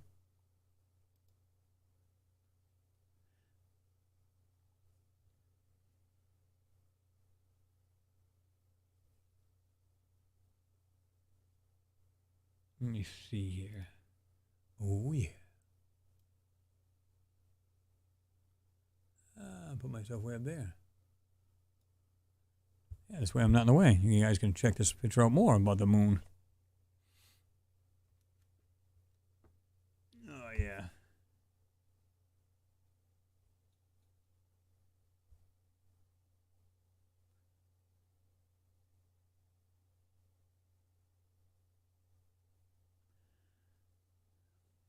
Now I can look at the moon from the bridge.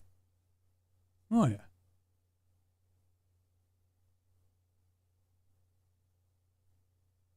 Steve Gautam said Mars Guy is a good channel. Yeah, there's a couple of good ones out there that are pretty decent. Some of them are just, like I said, I don't trust. Because like I said, here's what I don't like. And I've said this a million times. I don't care what channel it is, whether it's doing the moon, doing Mars, doesn't matter what it is, right? If you can't visualize it or see it for yourself, I don't trust it. I'm not saying they're bogus. I'm just saying I don't trust it. Because it's like these photos here. If I show you this, I'm going to give you the link in my video. So you can grab the photo yourself, analyze it yourself. Now you can make your own decision whether you think it's crap or it's the real deal. So you yourself can do this. If it's done through a telescope, if it's done through, a photo, and they give you 0 links, or there's no way for you to even check it out, just because you're seeing it on the screen doesn't mean it's the real deal. Again, CGI can be used so much now, you wouldn't even know it. You really wouldn't. And so I don't trust a lot of channels for that reason. Now, there is a lot I give props to, and they do a fantastic job, right? But that's just me. I always make sure people can actually check this out for themselves.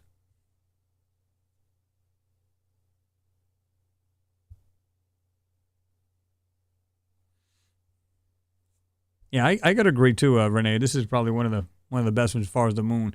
But like I said, I do have one that shows the 2 astronauts, or at least one taking the photo of the other one, and it just has structures everywhere. It's incredible the amount of stuff that these guys are up there looking at.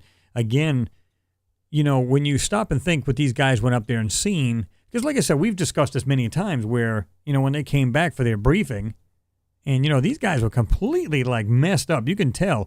And even after, we're talking about the Apollo 11 mission here with Buzz and these guys, right? Where they literally come back, they act totally different. And like I said, it was funny because we were talking about the stars, right? And you could, the guy goes, one of the guys, did you guys see the stars? They weren't up there for that. But anyway, the guy goes, stars? And they're just looking at it, stars. I didn't. What about you guys? You see any stars? We didn't look at the stars. They weren't there for that. Now, I want you to imagine, if this is really true, because it's speculative, you're an astronaut, you're ready to go on Apollo 11 mission. They sit you down, they brief you on, this is what you may see on the moon. We're looking at a picture right now. And because of the angle, we actually seen these objects on the moon, okay? Your mission is to go up there and get either samples of it if you can, take 1.5 million photos, so on and so forth. This is what we're going there for. So now you're like, wow, you're blown away because you've never seen this. You're the first humans to ever see this. So you see it, and now you get on, now you get out and you go to the mission, and of course you fly to the moon. You go to the moon, you get out, and now you're there looking at these things in person. Humongous, absolutely large, structures and everything else. To be in the presence of those things, can you imagine the feeling you get? Wow, this is not anything that humans have built. This is crazy. And now we're going to walk into this thing, and we're going to take samples of it. How long has it been there? Who put it there? What were they like? How long ago did they disappear? So on and so forth. I mean, the list goes on and on. So you can't help but to go, wow, this is just crazy. So when these guys came back, they were completely... Can you imagine trying to go to some kind of press meeting? Having this in your mind, which you just went and seen. These guys came back, and I said this before, they look like they literally, lost their parents in a car crash. That's exactly what they looked like to me. They were a little spunky. They were trying to be, but you can tell they didn't want to even be there. And then after all of this went blew over and everything else, these guys went, turned into recluses. I mean, these guys just they didn't want to be bothered. They just want out. They don't want to have nothing to do with it. Why? Again, they went on the mission. They're going, yay! They're waving to everybody before they got on the capsule. Yay! What's going on? Hey! We're going, well, yeah, thanks for supporting us. They come back, they're in this somber mood. What happened? Or they seen something that just completely just ripped their mind apart, right? Cameron, you said have a good stream, Chris, as always. Gotta get this monitor over here a little bit better. Hold on. Always looking forward to your uploads and looking forward to your streams. Well, I appreciate that, Cameron. I'm glad you were here, man. Good to see you in there, and you have yourself a good night and a better day tomorrow, right? Well, everybody can do that, but... Terry, you said, Chris, I think we had the technology in the past to build things like the pyramids, but because there were no written records on how they built them. True. Well, there was actually records because if you read on a lot of the writings from the Egyptians, they said the Egyptians say this, but they said we built the pyramids with the help from the overseers. And some of them say from the gods above or the overseers from above. Wait a minute, who the heck are they talking about? So some say they built them, some say they did not. There's really no way to know. Simply Steve 68, what's happening? He said, yes, very disappointed looks on their faces. Yeah, they were just completely like, you could just see like, yeah, whatever, just answer the questions. They didn't want to be there. They absolutely didn't want to be there. Why? This should have been the most momentum, like, wow, yes, we went there, we conquered it. This is the best thing ever. They did seem okay in some pods, and some of them, they just didn't want to be there. They're just like, oh my God, there's a couple of them laying like this on the desk. Are you kidding me? I would have been like, yeah, we conquered it. Yes, human, flight, to the moon. This is awesome, blah, blah, blah, blah. No, totally different.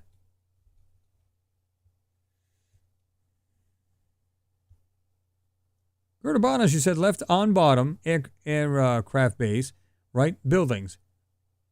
These things are huge, by the way. This one here on the right-hand side, right here, that circular area shows them structures. This to the bottom, right here around here, well, you can't see the whole, you can probably maybe see quarter of this impact crater, right? It's 40 miles wide. Okay. So even if you take this thing and lay it down inside this right from here to about here, good God, man, you're talking, hell, the thing's going to be a mile high, if not more. But they can do that. Why? What's the gravity on the moon? There you go. You can build up as much as you want. It's not just going to implode on itself because there's barely any gravity. You can't do that here on Earth.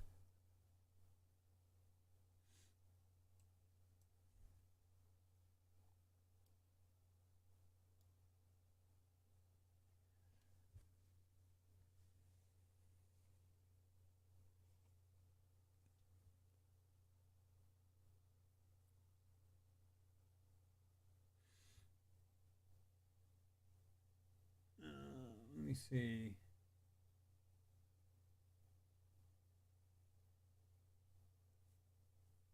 I'm going to shorten that, call you the perp banana. Don't forget Mona Lisa autopsy from Apollo 18. That paper was old Hebrew. Well, keep something in mind, too, and I've said this before. They had this on, what was the name of it? I'll think of it in a second there, but it's actually on a site, and the guy literally shows you how he made this. It literally was a hoax. What was the name of it? It wasn't Pinterest. There was somebody else I used to follow that used to be on this particular site as well. Oh, good God, I'm not going to remember it. But anyway, he's on there, and it literally shows everything he had done and made this himself. That thing was a hoax. Now, let's say for argument's sake, he made this, after what he actually saw, meaning it was real, and made this, and everybody said, he's just trying to be a disinfo agent saying, no, this is nothing but a bunch of crap. I made this. It's not real. So maybe that's the case. I don't know.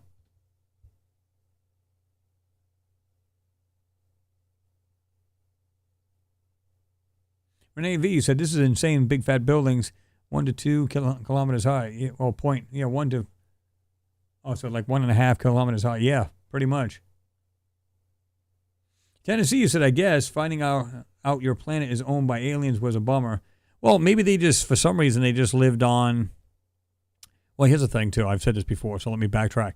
Maybe, again, we were humans back in the day, of course, before many of these catastrophes, because even the Mayans say we're in the 5th cycle, because each one of them was either fire, flood, or whatever. We're in the 5th cycle. So if that's the case on our first cycle, when there was human beings, maybe we were spacefaring, and we lived both on the moon and here, and we don't even remember the technology because we wouldn't have known this. So we go up there thinking it's alien, and it's actually humans in antiquity. So we don't know. And we might have been spacefaring, going back and forth to Mars like we're trying to do now. We're literally trying to go, build a moon base and then jump off from there to go to Mars. Because think about it, if you blast off from the moon, you're not burning much fuel. So you may be able to do that, blast off from the moon, go to Mars, come back. Again, Mars isn't got the heaviest gravity either. So you go from the moon, it virtually has none, take you zero fuel to get off the thing, a little bit, and then you still have enough fuel to fly back if you wanted to. So, and of course, they're thinking about making fuel and everything on, Mars, already working that out. But we don't know. Again, we're just civilization with amnesia. DJ Overtime says, nice night to talk about the moon. Oh, no doubt. Always a good time. Gerda Bonner says 3.6 miles high. Yeah, exactly. Hey, Kyle Harvey, what's happening? Sup? Yo, what's going on, brother? Good to see you in there.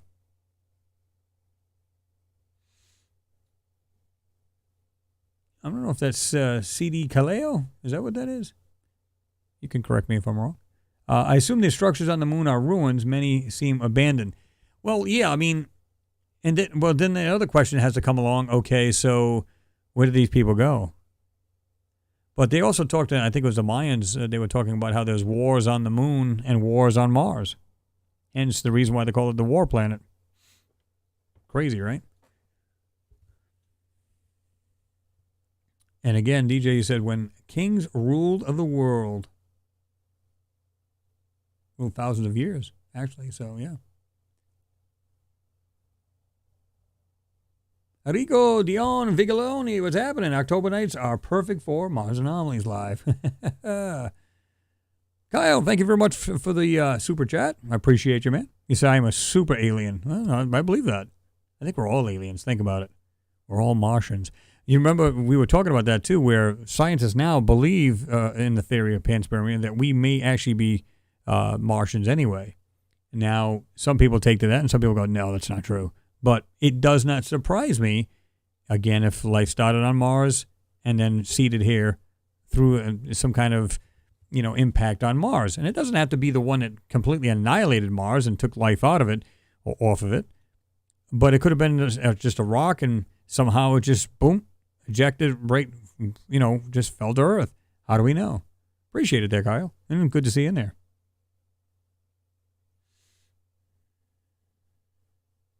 DJ Overtime says it's crazy that they are 300 years ahead in technology, Billy Carson said. Now, are you talking about the military itself? Because that's, there's all kinds of range of numbers. And, yeah, I believe that wholeheartedly. When you think about the technology that we have, okay, there was a girl, and actually she's in the military, and she's next to one of the bases where I work. She come in one day. This is during COVID of all times, which is really weird. And she was telling me one time, she goes, yeah. She overheard me talking to another guy that works with me. His name's Todd. And we were talking to him. And she said, yeah. She said, yeah. She looks at him and says, what he just said was true. I went, I'm sorry, what? What part are you talking about? And she said, well, let me just put it to you this way. I'm not going to tell you where it's at. I'm not going to tell you any specifics. But when I was younger, she said, my dad used to take me to underwater bases. I went, okay. And that's not uncommon. They do have some of these. She goes, no, what you don't get is that, you always see these Star Trek movies and these weird things. The technology is in these underwater bases. I went, huh? I said, maybe I should have you on my talk show. She's like, I can't do that. I was like, what? That would have been awesome to have her on. But she probably wouldn't have divulged that much information anyway. But the fact that she said that, I was like, what? She said, there's one on the East Coast and one on the West Coast, off the coast, each coast. I went, what? And she said, you wouldn't believe the technology that's there. I was like, damn. Yep. So, yeah, I mean, as far as like I said, I always bring up back in the 80s when I was growing up, they had a small watch you can put on your wrist, and it was a TV. I can't imagine watching a baseball game on that, but yeah. But the thing is, they had that. Then you plugged in right on the side of the watch, and it would go to like the main area, the main box, which it looked like a Walkman, right? And that would be the amplifier and everything else because you couldn't do it through there. You can only put so much in that watch. But that was back in the 80s. Super small, surface mount components, stuff like that. Listen, what we're seeing is toys compared to what these people have. You can just bet on it. 100%. So, yeah, it wouldn't surprise me into anywhere. It could be like 200 to 500 years ahead of what the civilian is aware of. Not even surprised. I mean, if they're talking about they were messing around with anti-gravitics back in 30s and 40s, they pretty much got it perfected. Hence the, Tic Tac UFO or UAP. And I've said this before. Remember, like I said, you go back to just look at old photos. Go to Google and put old photos of UFOs. Again, they look old and clunky. They don't look very modern. They might have gotten built their own ship, used the anti-gravitics in there. This is the reason why you see this thing flying around. However, it's old and clunky. Now, as you look at years as they go by, they're more smoother. They look more sophisticated. Now you get the tic tac and things like zip zip zip zipping around. Well, that kind of makes sense. But did they reverse engineer what has come to this planet? Now, I always thought it was hilarious because people would talk like, "Oh, you don't get it, man. These UFOs are just crazy. This, that, and the other." I went, but we don't know if they're ours. They could very well be ours. And again, they've been reversed technology. But I always thought it was funny because they'd go, they say, well, it crash landed. So let me get this right. So they can bend time and space or just fly from different parts of the universe, so on and so forth. Or they just live underwater in our own planet or inside our own planet. But either way, darn, we just took a wrong turn and crashed on the planet. That's why I think that's ours. At least that crash was. Like I said, you got these crazy technology. Do you think just the gravity just sucked them down to this planet and then they crashed? I don't think so.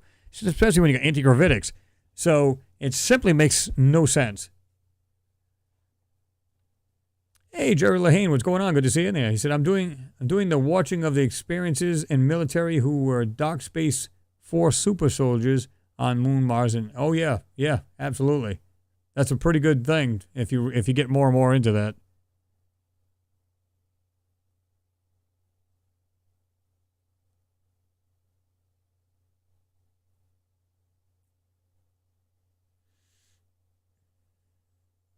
Trusto 101, what's happening? Said, hey, all, what's going on? Good to have you in there.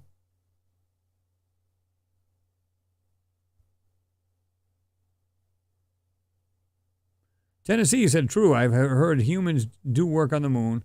Way too much to digest. Civilizations everywhere but on Earth's surface.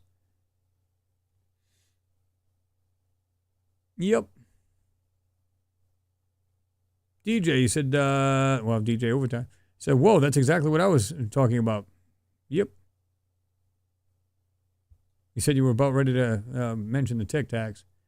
Kurt Abonish said a building of this height on the moon is quite acceptable since the gravity on the moon is exactly 1/6 that of Earth.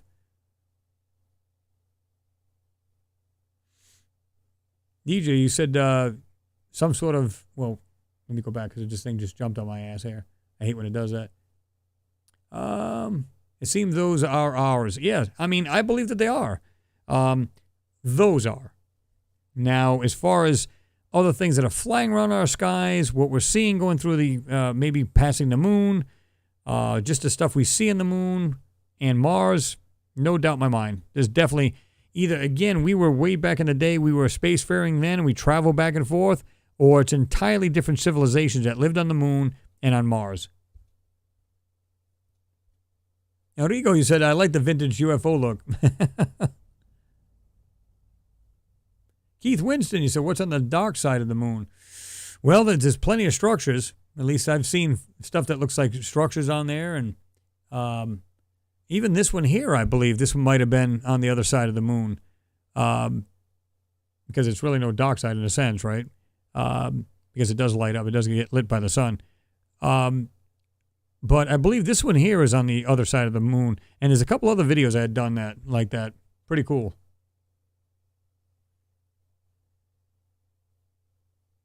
Tennessee said, I think dark side is basis for trading from Earth to galaxies.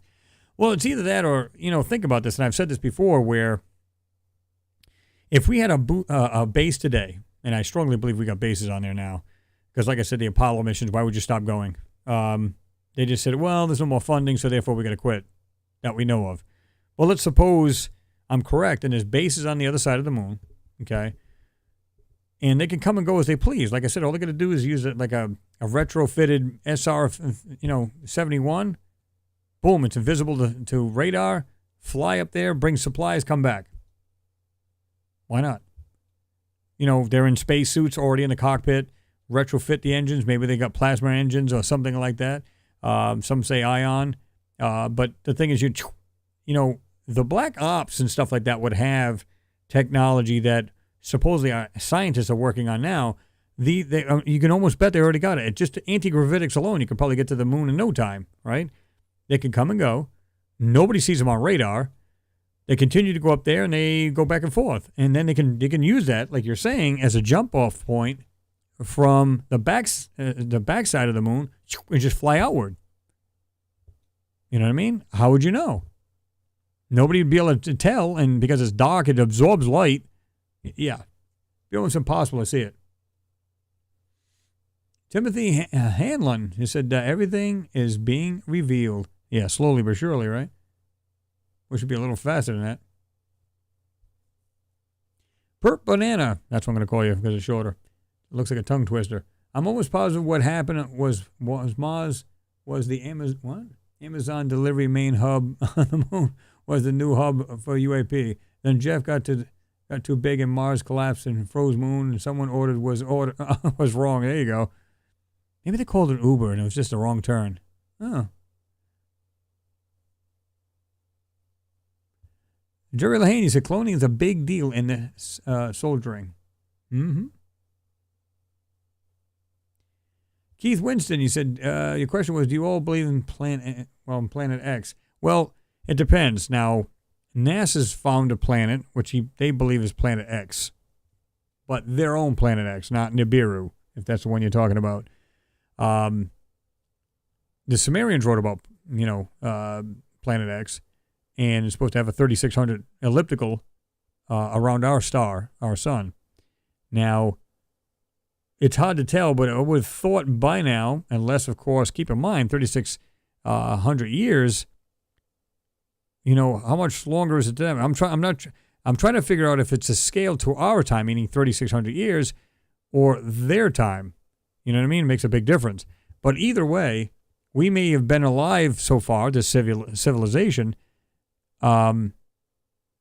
where, as far as being able to see out in space with telescopes and anything of that sort, having our own Hubble and James Webb and everything else out there, before that time, we wouldn't have never known it. It could have came and went by now, and we would have never known it. So I'm on the fence about that. But it was written that it was the 10th planet. And if you think about it, if you go by their writings, let's suppose, because remember Pluto at the time was a planet, so we got Planet X, or Nibiru, Pluto, and right to our star, the sun. But to us, or to them rather, we were the 7th planet, counting from their planet inward. So we were the 7th planet, not the 3rd like we always say from the sun.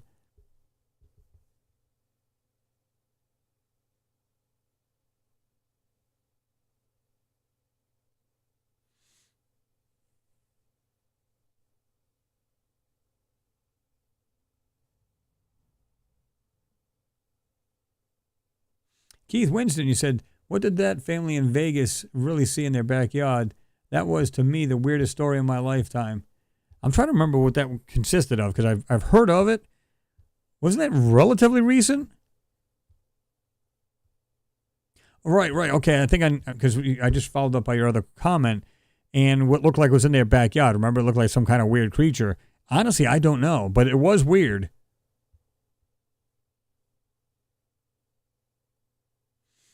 Tennessee said, Planet X comes from below Earth. We won't be able to detect it. Well, keep in mind, if it's in an elliptical, right, it's further away from that. It's no longer under the Earth, right? So it should still be going in an elliptical, even if it travels under our planet. And keep in mind, too, we also have observatories down in, South and North Pole, or pretty close to them, right? It should be able to be detected, pretty easily, within reason, right? If you're looking for it. It does, Steve. They say they say Earth has 2 moons. It does. There's one much, much smaller, and I think that's on a slight elliptical as well. But it's not nearly the size of the moon we have now, our main moon.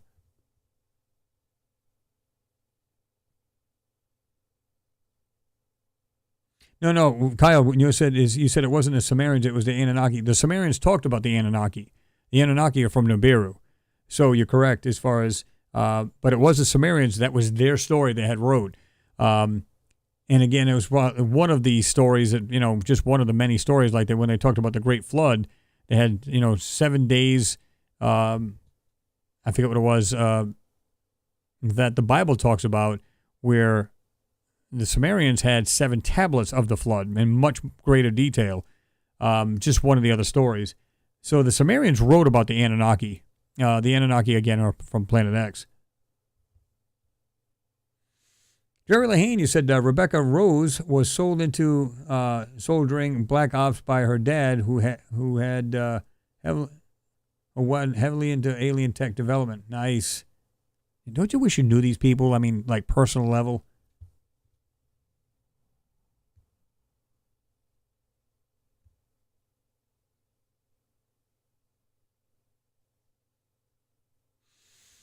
DJ, you said, so are we pretending we can't go to the moon? Well, see, here's a weird part. These flat earthers like to believe this. They keep saying, well, we've never been to Earth. I mean, to the moon. They say that. No. They didn't lose the technology. Here's the thing.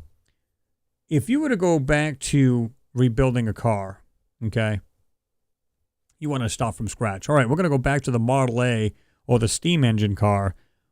You probably lost the plans to it. It's so long ago. You lost the plans to it. So why would you try to do that? So if anything, we're going to redo the technology. We're going to do the updated technology. We're going to do it correctly. So they're not pretending. They're just saying, well, we lost the technology. We lost basically the technology or whatever to go to the moon or go back to it. It's not that. They just threw the plans out. I mean, there's so much junk they threw out that had anything to do with the Apollo missions. You're talking about late 60s, early 70s, literally early 70s when all of these took place. So they're going, yeah, we don't need that stuff anymore. It's old technology. It's trash. It's like trying to build a new car today that's a Model A. What's the point in that? Why would you go back to junk? You know what I mean? So, yeah,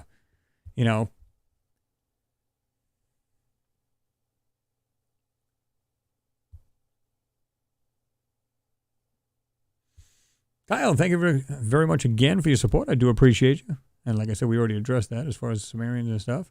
But yeah, absolutely. I mean, it's a cool story when you really think about it. Now, I've always used that, I always said or asked, were the Sumerians like sci-fi writers back in the day, or did this stuff actually happen?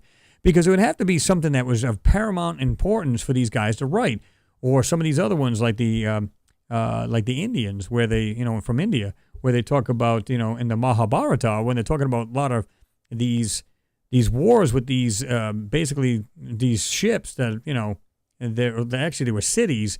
They were warring in the skies, and they had, like I said, weapons of they were like super energy weapons. They were brighter than the sun, so on and so forth. So there's a lot of, again, were they sci-fi writers, or were they, or did this actually take place?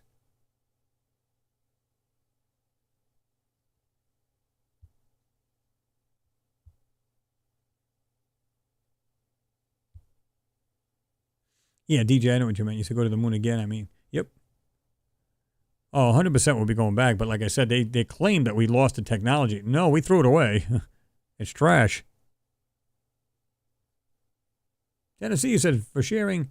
I loved your test live. God bless. I've got to go. Learned a lot. Well, I appreciate it, Tennessee, Kentucky Bigfoot. Appreciate that. And thanks for being here anyway. Because we'll be signing off pretty soon anyway. Because it is... I have to go into work. I got to get up at 5 to go to work for 6. But, yeah, it seems like everything's working pretty well. Doesn't seem like it's too bad. We'll go read a couple more of these. Cordobanos said Nibiru, 12.3 thousand kilometers diameter, orbit, 3,600 years, not a solar system plane, travel transversal to it. Okay. Yeah, I mean, pretty much, right?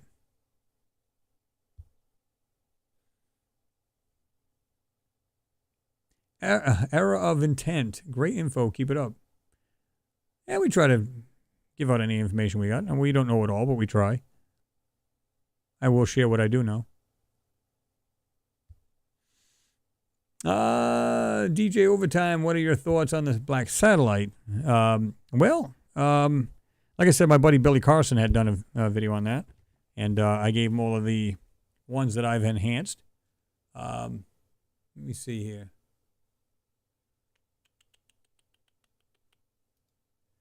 I think I still have that one too. I'd have to try to find that. But I can find this one pretty easy, I think. Well, not that way.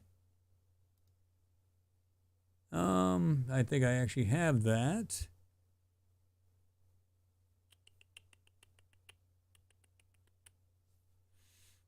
Maybe.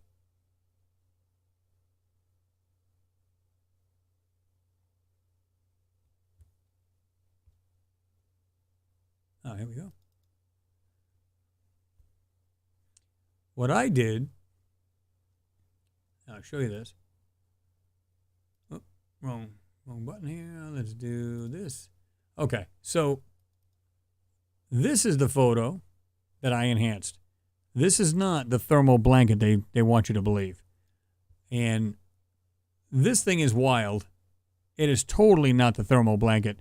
What they did was, while they were in space doing the spacewalk, it was actually a space shuttle they went up there because they were actually building, they used the space shuttles to build the ISS, right? So they have a thermal blanket. It literally escapes from the astronauts' hands, right?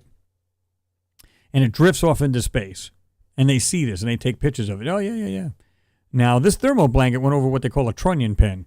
The trunnion pin, it was literally it was a flat blanket, and it had almost like a top hat, like you wear on your head. It is in the center. I'll get it right.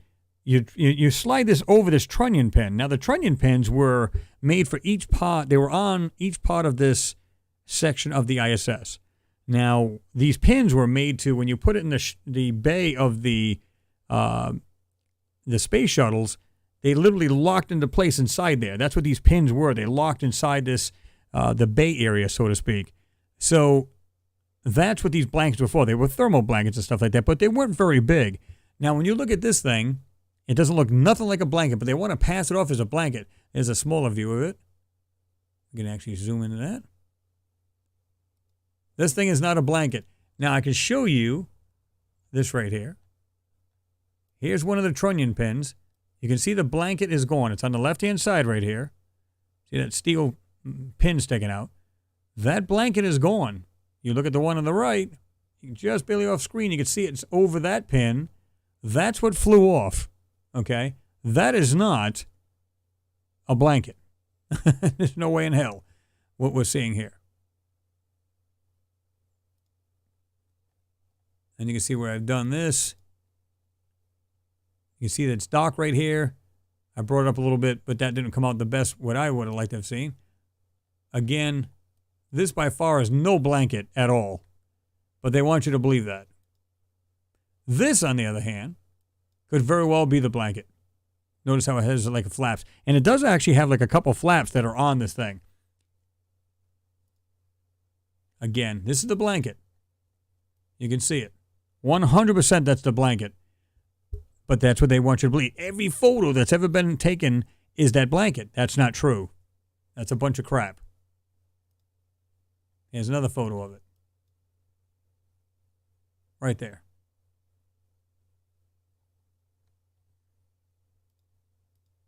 Okay. So we'll go to... You can see this much different. It's not flat. This is not a blanket.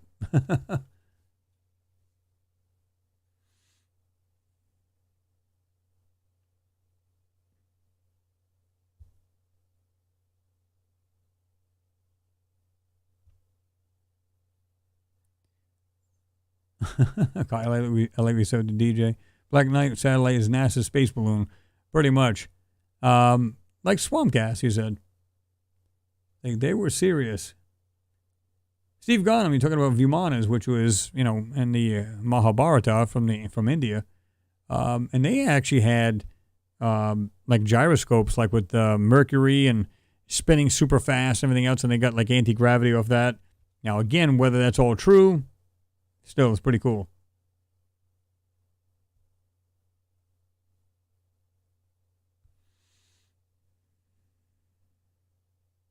Keith, you asked, do you all think when alien life is confirmed, it's going to change the way we look at religion?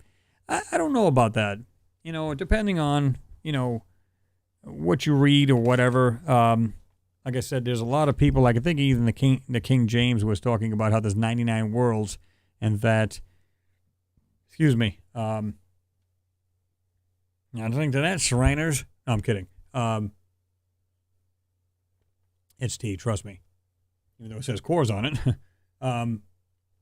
But they said in that particular Bible, they were saying that, obviously this planet here, the people are unruly, this, that, and the other. That's why they, threw a great flood at the people and pretty much killed everybody except for a select few. But yeah, so really, really wild. I don't think it would. Honestly, I don't, because they're going to be like, well, God created all, so there you go. If he created the universe, why not other planets? Kyle, you're right. We never stop going to the moon. 100%. Renee V's counting 113 up here. Oh, yeah, likes. Yeah, go ahead and hit it up, man. Hit them. Get them numbers up higher than that. We got 131 thumbs up. Bam. Les Bendo, what's happening? Good to see you in there, man. Giving the thumbs up. Oh, yeah.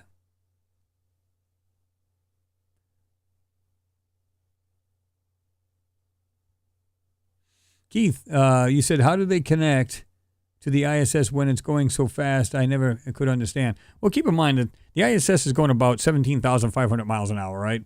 So it's pretty much locked into Earth. You know what I mean? It's literally like it's like geostationary. So in other words, it follows the Earth, right? Well, within reason. No, it doesn't. I'm sorry. Let me back up. So that does, if you're talking about communication-wise, yes, it flies at 17,500 miles an hour, where the Earth is, I believe, is spinning about 1,000 miles an hour at the equator. You have communication stations all around the world, and you could look it up. You can just look at, well, it wouldn't be the DSN, the Deep Space Network. It would be just other communications. And they get relay stations and everything around the planet, so they never really lose communication with them. They always, like you always see, if you ever watch a live feed from it, you'll see they're actually showing like the Earth and said, switching cameras. It's not so much switching cameras, it's switching feeds as well. They'll go offline and then the other one pick them up, and then they'll start, transmitting and receiving from that one. So there's always something or some way to communicate with the ISS. Logically Insane said, I heard the moon was an old sun. Twin sun makes purple light when they eclipse. Healing light. I don't know. I don't know if I've heard that, but I mean, they say the other sun is way off in the other part of our solar system, way at the end of it. In other words, there's more than, well, it was 9 planets. Now they claim there's 8 because Pluto's been demoted. But like I said, they're saying like maybe 20, 30 planets now in our solar system total, but they're way out there, right? But they're still following or orbiting our star, our sun. So it's a good possibility, right? But I think that would be the burned out sun. But at least that's what the scientists are saying.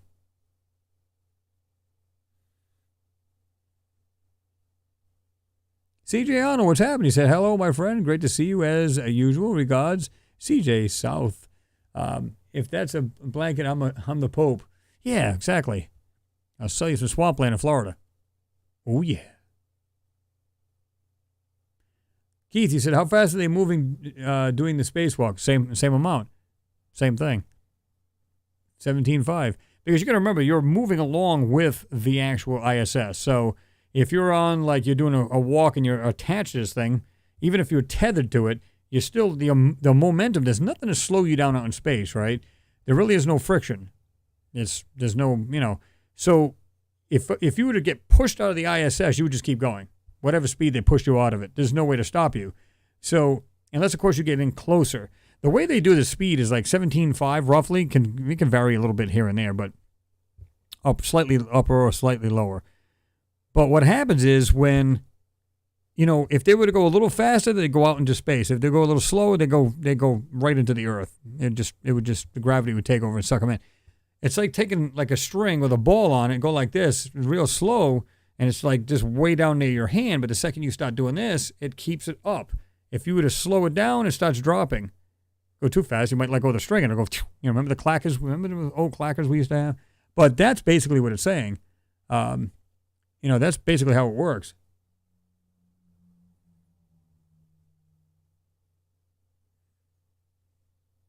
You can look it up. It's you're talking about the photos of this blanket type thing. You can, let me see here. Oh, wrong one. Let me see this one.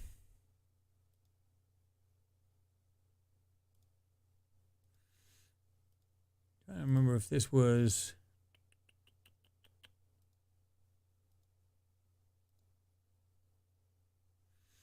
Oh boy, what was the mission on this one here? Just look up the, what do you call it? The Black Knight satellite, or, thermal blanket. And you'll see everything from A to Z. Everything from people go off the deep end with this stuff and that really want to go crazy and talk about it, and some real crazy theories. And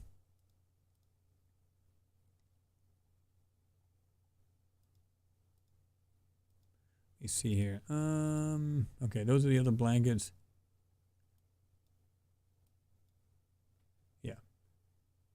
Yeah, you see everything from A to Z on there.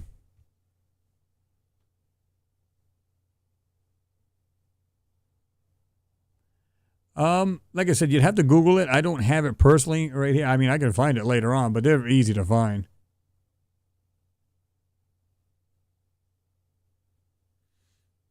Yeah, exactly. It runs a, a polar orbit, right, Pete? They said it floats pole to pole. What's NASA's excuse for that? Yep. Kurt Abana says alien technology.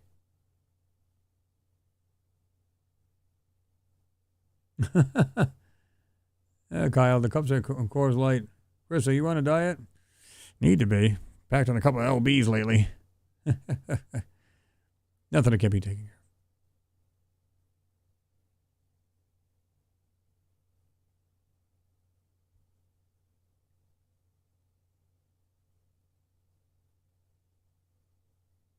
Sasha, 6969, Fool, the Black Prince.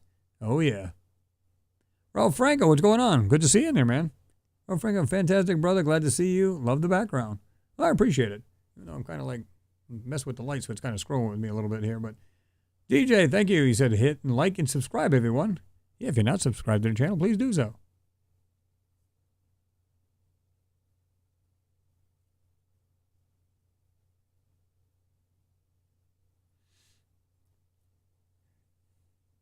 Steve Garner said 2:15 in the morning here, Chris. Got us go. See you guys next time.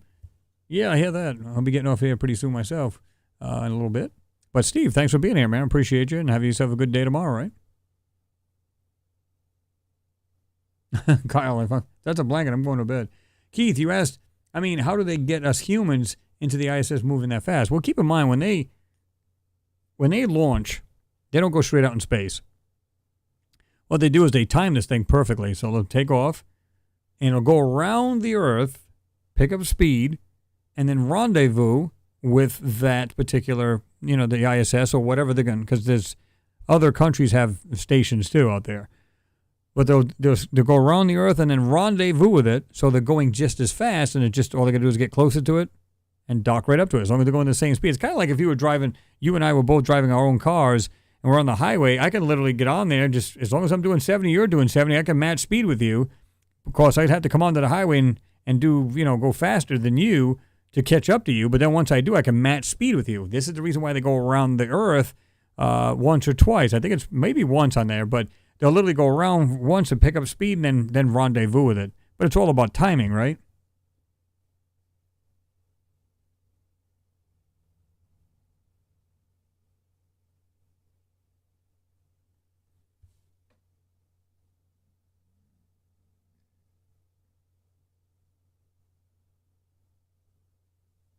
CJ Arnold, he said, amazing with this fake disclosure. Why not show some of the ruins you show us, especially the city with the collapsed roads and bridges on Mars?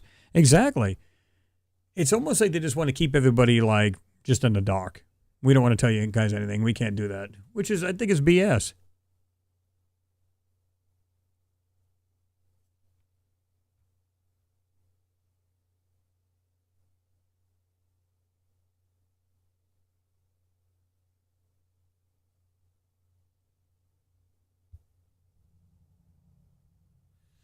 me see something here. Do. Yeah.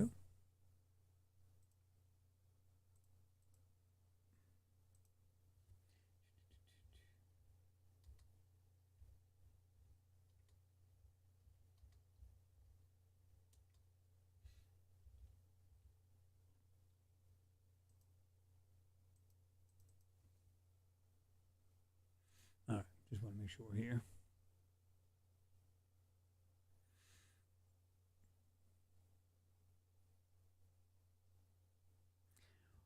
Keith, you said, I like the questions. And here's the thing, and I mean that respectfully because it's like you're doubtful. Like you're like, this doesn't make sense.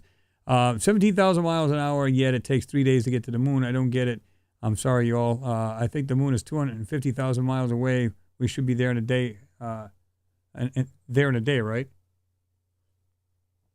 Well, keep something in mind now. Once you take off, you'll have to do the same thing. You want to go to the moon, right? You got to go around the Earth a couple times, gain speed, and then there's no engines. There is no rocket assist. You literally just go by momentum to get to the moon. So it's not like, you're gaining speed constantly, with thrust. You just, once you get in the orbit you want to be in other words, once you get slingshotted from Earth, that's it. It's perpetuated speed. Excuse me. So once you get there, then they use retros and everything else and get into an orbit around the moon. But there is no, it's not like, they're constantly using rockets all the way there because you would accelerate faster and faster because there's nothing to slow you down. But they do only go so fast, so it takes them a day or two, a good 2 or 3 days, I think it is, to get there.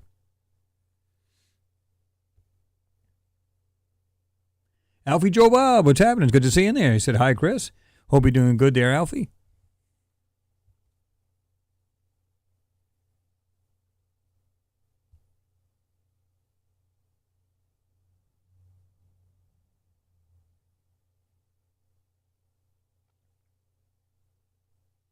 DJ, you said the photo on the screen is so cool. I only seen the blanket photo, not the real one you're showing now. Well, not too many people will actually show that. This is enhanced where it's brought out much better. And that's the whole thing. I think one of these was just simply, I think I just made the photo brighter. And then the other one, I brought out the details much better. And it looks a whole lot better than just a standard, what you see as far as the blanket. And you know darn well, I've showed you photos of the blanket. And let's just do this. Was it this one? Oh, it's too far away. I mean, like I said, that's the blanket. You can see it's got flaps to it because it literally snaps onto the outer hull. You just can't see I don't know if I have that other one. Let's see if it's still in here. Yeah, you can see it right here. Like I said, that big bump sticking out of it, that's for the trunnion pin, to accommodate the trunnion pin in there.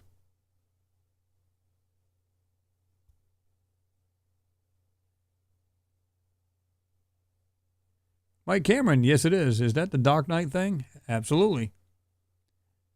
But that is the blanket, and they try to pass off the other one as the blanket as well, and it is not. You can see it here. It's upside down. You can see the pin. Like I said, it looks like a top hat on top of the blanket, where it literally has the place where it's sewn into the blanket to accommodate that trunnion pin.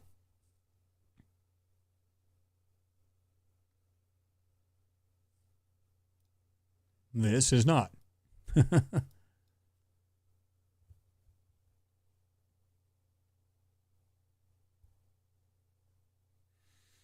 Miguel, what's going on? Miguel Angel San Vicente. Hola, Chris. What's happening? ¿Qué pasa?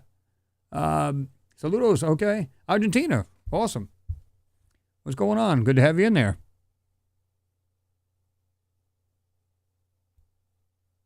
Karen's whatever you want, you need it to be. Yeah, I mean, I appreciate it. He said incredible photo.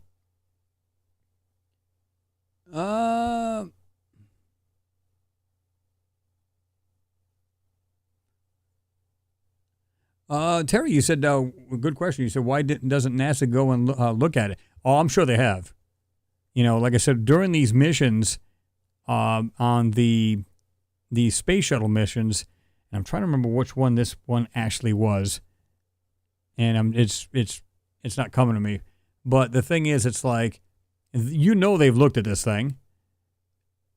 And they probably studied it and see if there's any sounds coming out of it, anything being transmitted out of it, or so on and so forth, any energy or any sounds, whatever it may be. They studied this thing. They're just going, hey, listen, it's not bothering anything of ours, just let it be.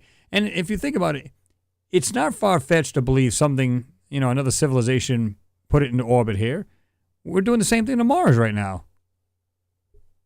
Just to see what's out there. Maybe at one time, like I said, when in our very first cycle of life, this thing was probably here, I'm sure. And it was just seeing how Earth was growing, how it was evolving, its inhabitants. And we're doing the same thing over at Mars. Now, we don't know if there's any inhabitants alive there, just scavengers or whatever, or if there's people still living on there. But we sent the same thing there at our planet. So is it really far-fetched? I don't know. I don't think so. Mauricio Rocha, what's happening? Good to see you in there, man. Say hello, Chris and everyone. Good to watch you again. Hugs from Brazil. Well, it's good to have you in there, man. I mean, we're at the tail end of this. We're going to be signing off ourselves because I got to get up at 5 in the morning. But golden bulbs in tubes. It kind of looks that way, don't it, DJ?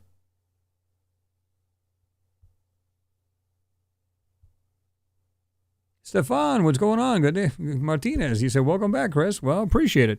Like I said, we're just doing a test run on this thing, make sure it's working. And I said, well, heck, everybody's popping in there. I might as well say hello. And just make it a hangout, right?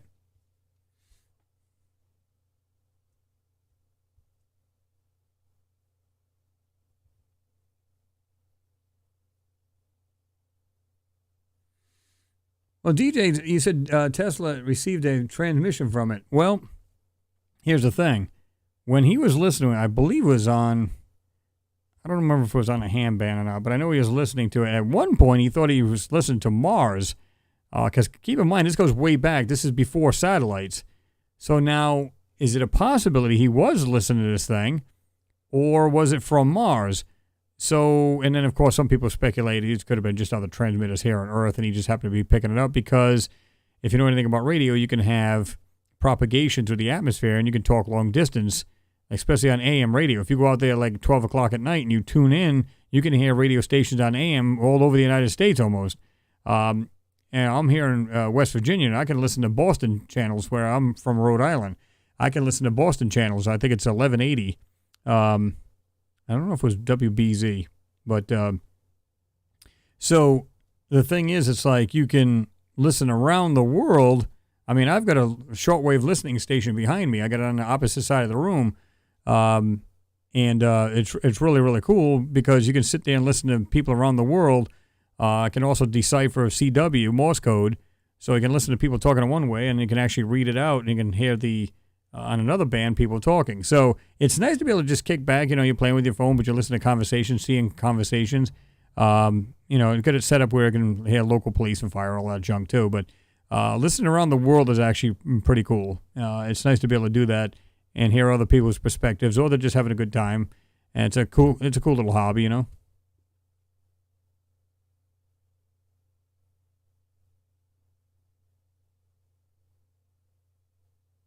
Andrew Simons, you said, glad that you got it sorted, Chris. Keep it up, brother. Well, I appreciate it. Like I said, this is not my main computer, so hopefully I can do something with this thing or see what I can get, rock and get it straightened out and get the other one back up and running or something.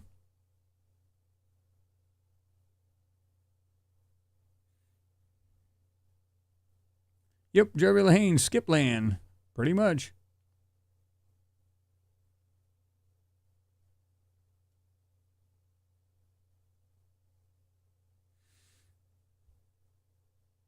CJ said just ticked noon here, Tuesday.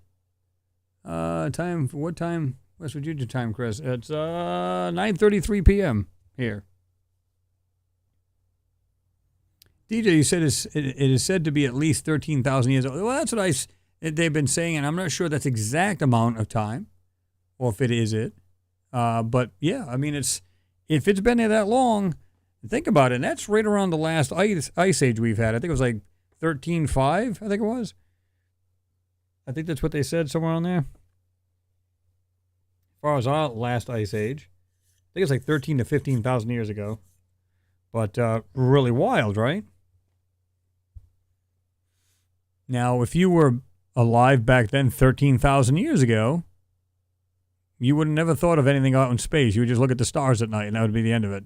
So somebody could, from another civilization, could hypothetically come over and put something orbiting your planet just to, see what's going on and see how life is advancing on this planet. Of course, 13,000 years ago, not so much, but yeah.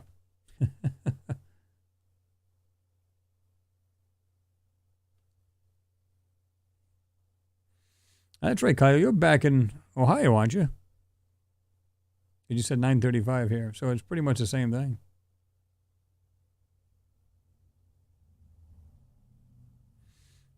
Terry, like we were just answering, you said, how old is the satellite and how do they know? Again, I think they're just, I'm not sure if I don't even know how they would even know this. This is where I said, I don't know if they're just speculating or whatever, but unless you went up there and took a sample of the thing and did some kind of dating on it, I don't know how they can tell it was there for 13,000 years. But to me, that's always been a mystery to me, too. I'm just like, I don't know how you're getting the years. I mean, it could be much, much older than that. It could be not that old. Who knows, right?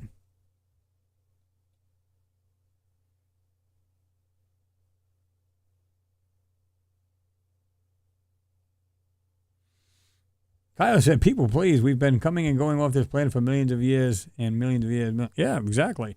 Well, again, if it goes way back in time, when, again, humans were probably the first civilization, we'll use the term, who knows, anything in Antarctica could have been ours, and we're just seeing remnants of it now. Again, if you went up there and you looked at it and you go, wow, it looks so much like something we'd build. Well, it probably was. You know what I mean? We don't know that. We just go up there and go, wow, this is just wild. It must have been aliens. How do we know it was aliens? It could have been just us all along. And, that, again, we don't have any recollection of our past. And there you go.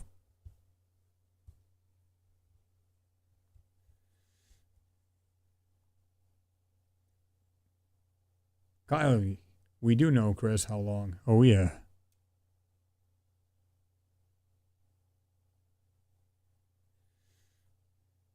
See some here.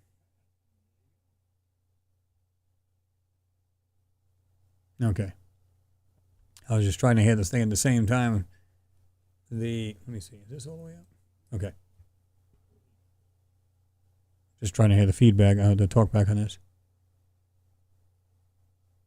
Yeah, I love my hat. It's like invisible. Woo! Just because of the way I got the lighting in here, that's all. Okay.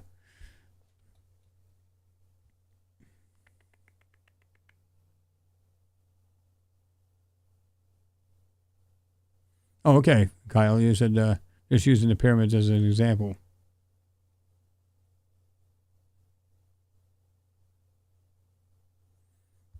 Alto Sax 449. Hi, Chris. Up here in New York City from Australia. Loving your work. I appreciate it, man. I do. That's awesome. Yeah, we're literally just ready to jump off this thing because, like I said, it's already 9:37. I'm going to try to be in bed for 10 my time, of course. So, anyway, I think the test was successful. What do you guys think? I do love all you guys. Appreciate the time you spend here. And like I said, I wasn't even going to be on this long. I was just like, but everybody started jumping in and said, hey, heck, why not? It's been a while, so you can spread the word. The Men in Black did not get me. We're all good here. We're still going to fine-tune this thing, and but we definitely have some videos come out. So I'm going to try to do them around Wednesday at Thursday-ish, 30-ish. So we're going to try to do it either one of those days. And I want to still make sure this thing's 100%. It should be fine as far as doing any kind of recording, so I'm not worried about that. And you can see it ran pretty flawless here. No problems. Everybody's gave it pretty much a thumbs up as far as audio video. It looks pretty clean as far as audio and video. Can't complain. So I do appreciate all the support. You guys are awesome. Much love to everybody. And like I said, just keep an eye out for some videos. We're going to try to get some of those knocked out. And like I said, if we can get this thing 100%, we'll be fine. And I think we're good, like I said. I don't think we'll have any issues. But we'll get those out as soon as we can. And but I appreciate everybody joining me. I mean, I was just like kind of surprised. Even now, it's still like 73 people. Got 129 thumbs up, so I appreciate you all.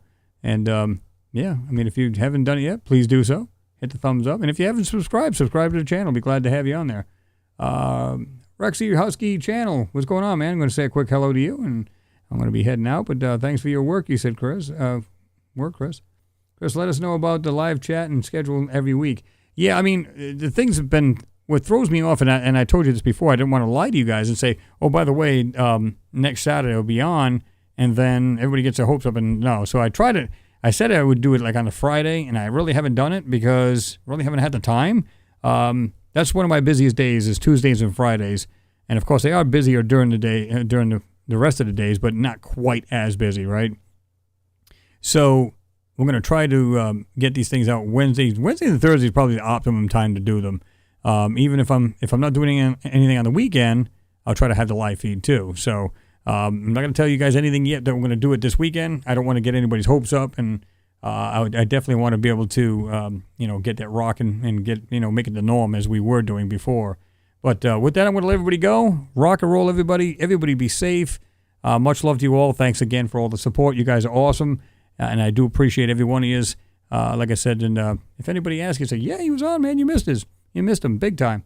But we'll let you go. Everybody have yourself a great night. We'll talk to you soon. Peace.